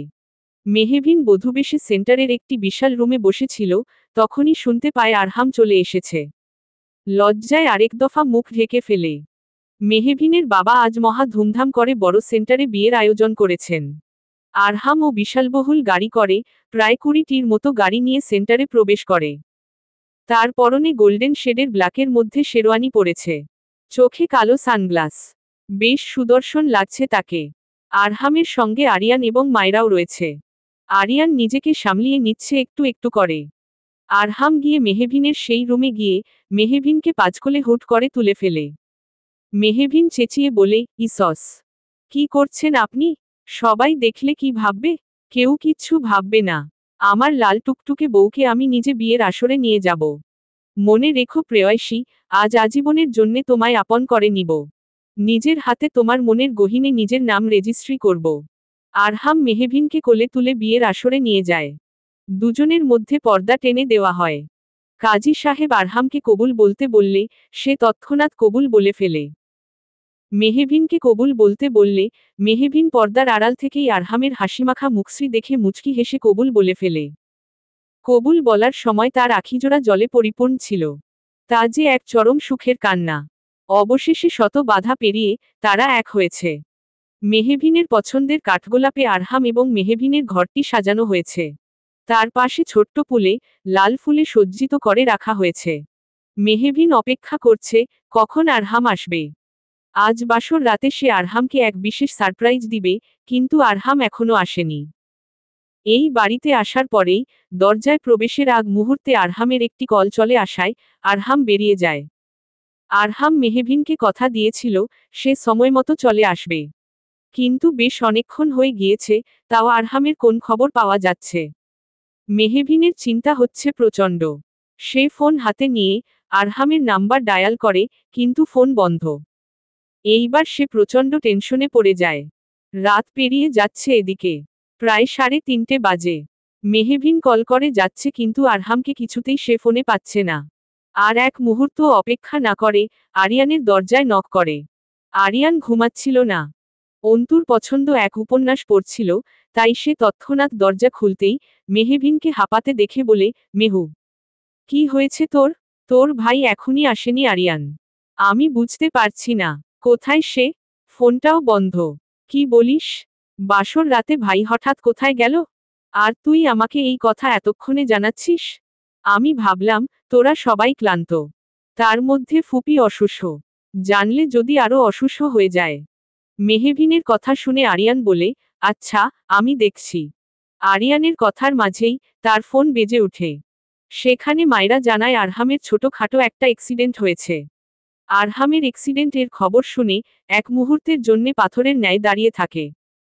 সে এক মুহূর্ত অপেক্ষা না করে বধূবেশে হসপিটালের দিকে ছুটে যায়। আরিয়ান মেহবিনকে থামাতে গিয়ে নিজেও মেহবিনের পিছনে পিছনে ছুটে যায়। মেহবিন দৌড়াতে দৌড়াতে হসপিটালের করিডোরে এসে পৌঁছায়। মেহবিনের পিছনে আরিয়ানও আসে। সেখানে মায়রা দাঁড়িয়ে ছিল। মেহবিন মায়রার কাছে গিয়ে কাঁদতে কাঁদতে বলে, মায়রাপু, উনি কোথায়? উনার কি হয়েছে? উনি ঠিক আছে তো? মায়রা কিছু বলার পূর্বেই আরহাম খুঁড়িয়ে খুঁড়িয়ে কেবিন করিডোরে এসে বলে, আমি এখানে। চিন্তা করো না, আমি ঠিক আছি প্রেয়সী। আরহামকে দেখে বুক মোচড় দিয়ে উঠে মেহবিনের। শার্টের কলার কেমন অগাছালো। শার্টের এক সাইড ছেঁড়া। কপালে, হাতে ব্যান্ডেজ। মেহবিন জাপটে গিয়ে আরহামকে জড়িয়ে ধরে কাঁদতে কাঁদতে বলে, আপনার এমন অবস্থা হলো কি করে? কোথায় চলে গিয়েছিলেন আপনি আমাকে ছেড়ে? আরহাম সামান্য হেসে মেহবিন মাথায় হাত বুলিয়ে বলে, আরে পাগলি, তেমন কিছু হয়নি। শুধু দোষীদের তাদের প্রাপ্য শাস্তিটুকুর ব্যবস্থা করেছি। মেহবিন আরহামের বুক থেকে উঠে অবাক হয়ে বলে, মানে? আরহাম সম্পূর্ণ ঘটনা বলতে থাকে। অন্তুকে যেসব ধর্ষকেরা মেরেছিল তারা কোনোভাবে পালিয়ে গিয়েছিল, তাই তাদের তৎক্ষণাৎ ধরতে আরহাম তার ফোর্স নিয়ে তাদের পিছনে ধাওয়া করে, কিন্তু সেখানে এক পর্যায়ে তাদের সাথে বেশ মারপিট হয়। আরহামের মার খেয়ে অনেকেই হসপিটালে ভর্তি। মারামারি সময়ে আরহামও কিছুটা আঘাত পাওয়ায় মায়রা তাকেও হসপিটালে নিয়ে আসে। আরহাম ঘটনাটি বলে মেহবিনের গালে হাত রেখে বলে, আর কোন চিন্তা নেই প্রেয়সী। ওই ধর্ষকদের বিরুদ্ধে সমস্ত ডকুমেন্ট জমা দেওয়া হয়েছে। কালকেই রায় বেরিয়ে যাবে। মিসেস জুলির এবং ওই রেপিস্টদের ফাঁসি এইবার কেউ আটকাতে পারবে না। আমাদের অন্তুর খুনের বিচার সঠিকভাবে হবেই। সবকিছু শুনে আরিয়ান স্বস্তির শ্বাস ফেল, তার অন্তুর খুনিদের শাস্তি হবে অবশেষে। মেহবিনের মুখেও হাসি ফুটে ওঠে। তার মধ্যে হুট করে মায়রা বলে উঠে, তার মধ্যে আরেকটা ব্যাড নিউজও আছে। আরহামের কাজে খুশি হয়ে উপর মহল থেকে আরহামকে এমন একটা মিশনে পাঠানো হচ্ছে, সেখানে গেলে বেঁচে ফিরে আসার চান্স 1%। এত ডেঞ্জারাস প্লেস। মেহবিন কথাটি শুনে আরহামের হাত ধরে ছলছলে নয়নে বলে, এইসব কি বলছে মায়রাপু? আরহাম গম্ভীর কণ্ঠে জবাব দেয়, নিজের ডিউটি তো ফুলফিল করতেই হবে প্রেয়সী। নিজের জীবনের কথা ভাবলে চলবে না। কথাটি বলে আরহাম মেহবিনের ললাটে চুমু খেয়ে আশ্বাস দিয়ে বলে, তবে চিন্তা করো না। আমি ঠিক ফিরে আসব। প্লিজ যাবেন না আরহাম সাহেব। এতে প্রচুর রিস্ক। আরহাম মেহবিনের হাত ছেড়ে বলে, আমাকে আটকিও না প্রেয়সী। 56 দিনের মধ্যে আমার ফ্লাইট। ডিউটি আমাকে করতেই হবে। এখন আপাতত আমরা বাসায় যাই। কথাটি বলে আরহাম এক পা বাড়ালে, পিছন থেকে মেহবিন আরহামের হাত নিজের পেটে রেখে অনুরোধের সুরে বলল, থেকে যান না। আরহাম সাহেব, খুব বেশি কি ক্ষতি হয়ে যাবে আমাদের জন্যে থেকে গেলে? আরহাম কথাটি শুনে স্তব্ধ হয়ে যায়। মেহবিন কি বলল তাকে? আরহাম পিছনে ঘুরতেই মেহবিন আরহামকে জড়িয়ে ধরে বলে, এখন তো আমরা একা নই, আমাদের সাথে আরেকটি প্রাণও রয়েছে আরহাম সাহেব, যে আমাদের ভালোবাসার প্রতীক হয়ে আসতে চলেছে দুনিয়াতে। তার জন্যে হলেও থেকে যান। আরিয়ান এবং মায়রা মেহবিনের কথা শুনে হয়ে যায়। হ্যাঁ, মেহবিন মা হতে চলেছে, সেই খবরটি সে আরহামকে তাদের বিয়ের দিন উপহার হিসেবে দিতে চেয়েছিল। মেহবিন আরহামের প্রতিক্রিয়া জানতে পারল না, কিন্তু অনুভব করল আরহাম নীরবে অশ্রু বিসর্জন দিচ্ছে। আরহাম কিছুক্ষণ পর মেহবিনের ললাটে চুমু খেয়ে বলল, প্রেয়সী, আমি হয়তো পৃথিবীর প্রথম লাকি বাবা, যে কিনা নিজের বিয়েতে নিজের সন্তানের দুনিয়াতে আগমনের বার্তা উপহার হিসেবে পেল। সত্যি তোমাকে অনেক অনেক ধন্যবাদ। অনেক ভালোবাসি তোমায়। মেহবিন সহ সকলে আরহামের খুশি দেখে হেসে ওঠে। আরহাম ফের বলে, তাকেও আমি অনেক ভালোবাসবো, দেখো সে যে রয়েছে আমাদের মনের গহীনে। মেহবিন মুচকি হেসে জবাব দিয়ে বলে, আমিও আপনাকে অনেক ভালোবাসি আরহাম সাহেব। আপনার খুশিতেই আমার খুশি। আরিয়ান হুট করে মেহবিন এবং আরহামকে প্রশ্ন করে, আচ্ছা, তার নাম কি রাখা হবে? আরহাম এবং মেহবিন একসাথে উত্তর দেয়, আরভিন। সমাপ্ত।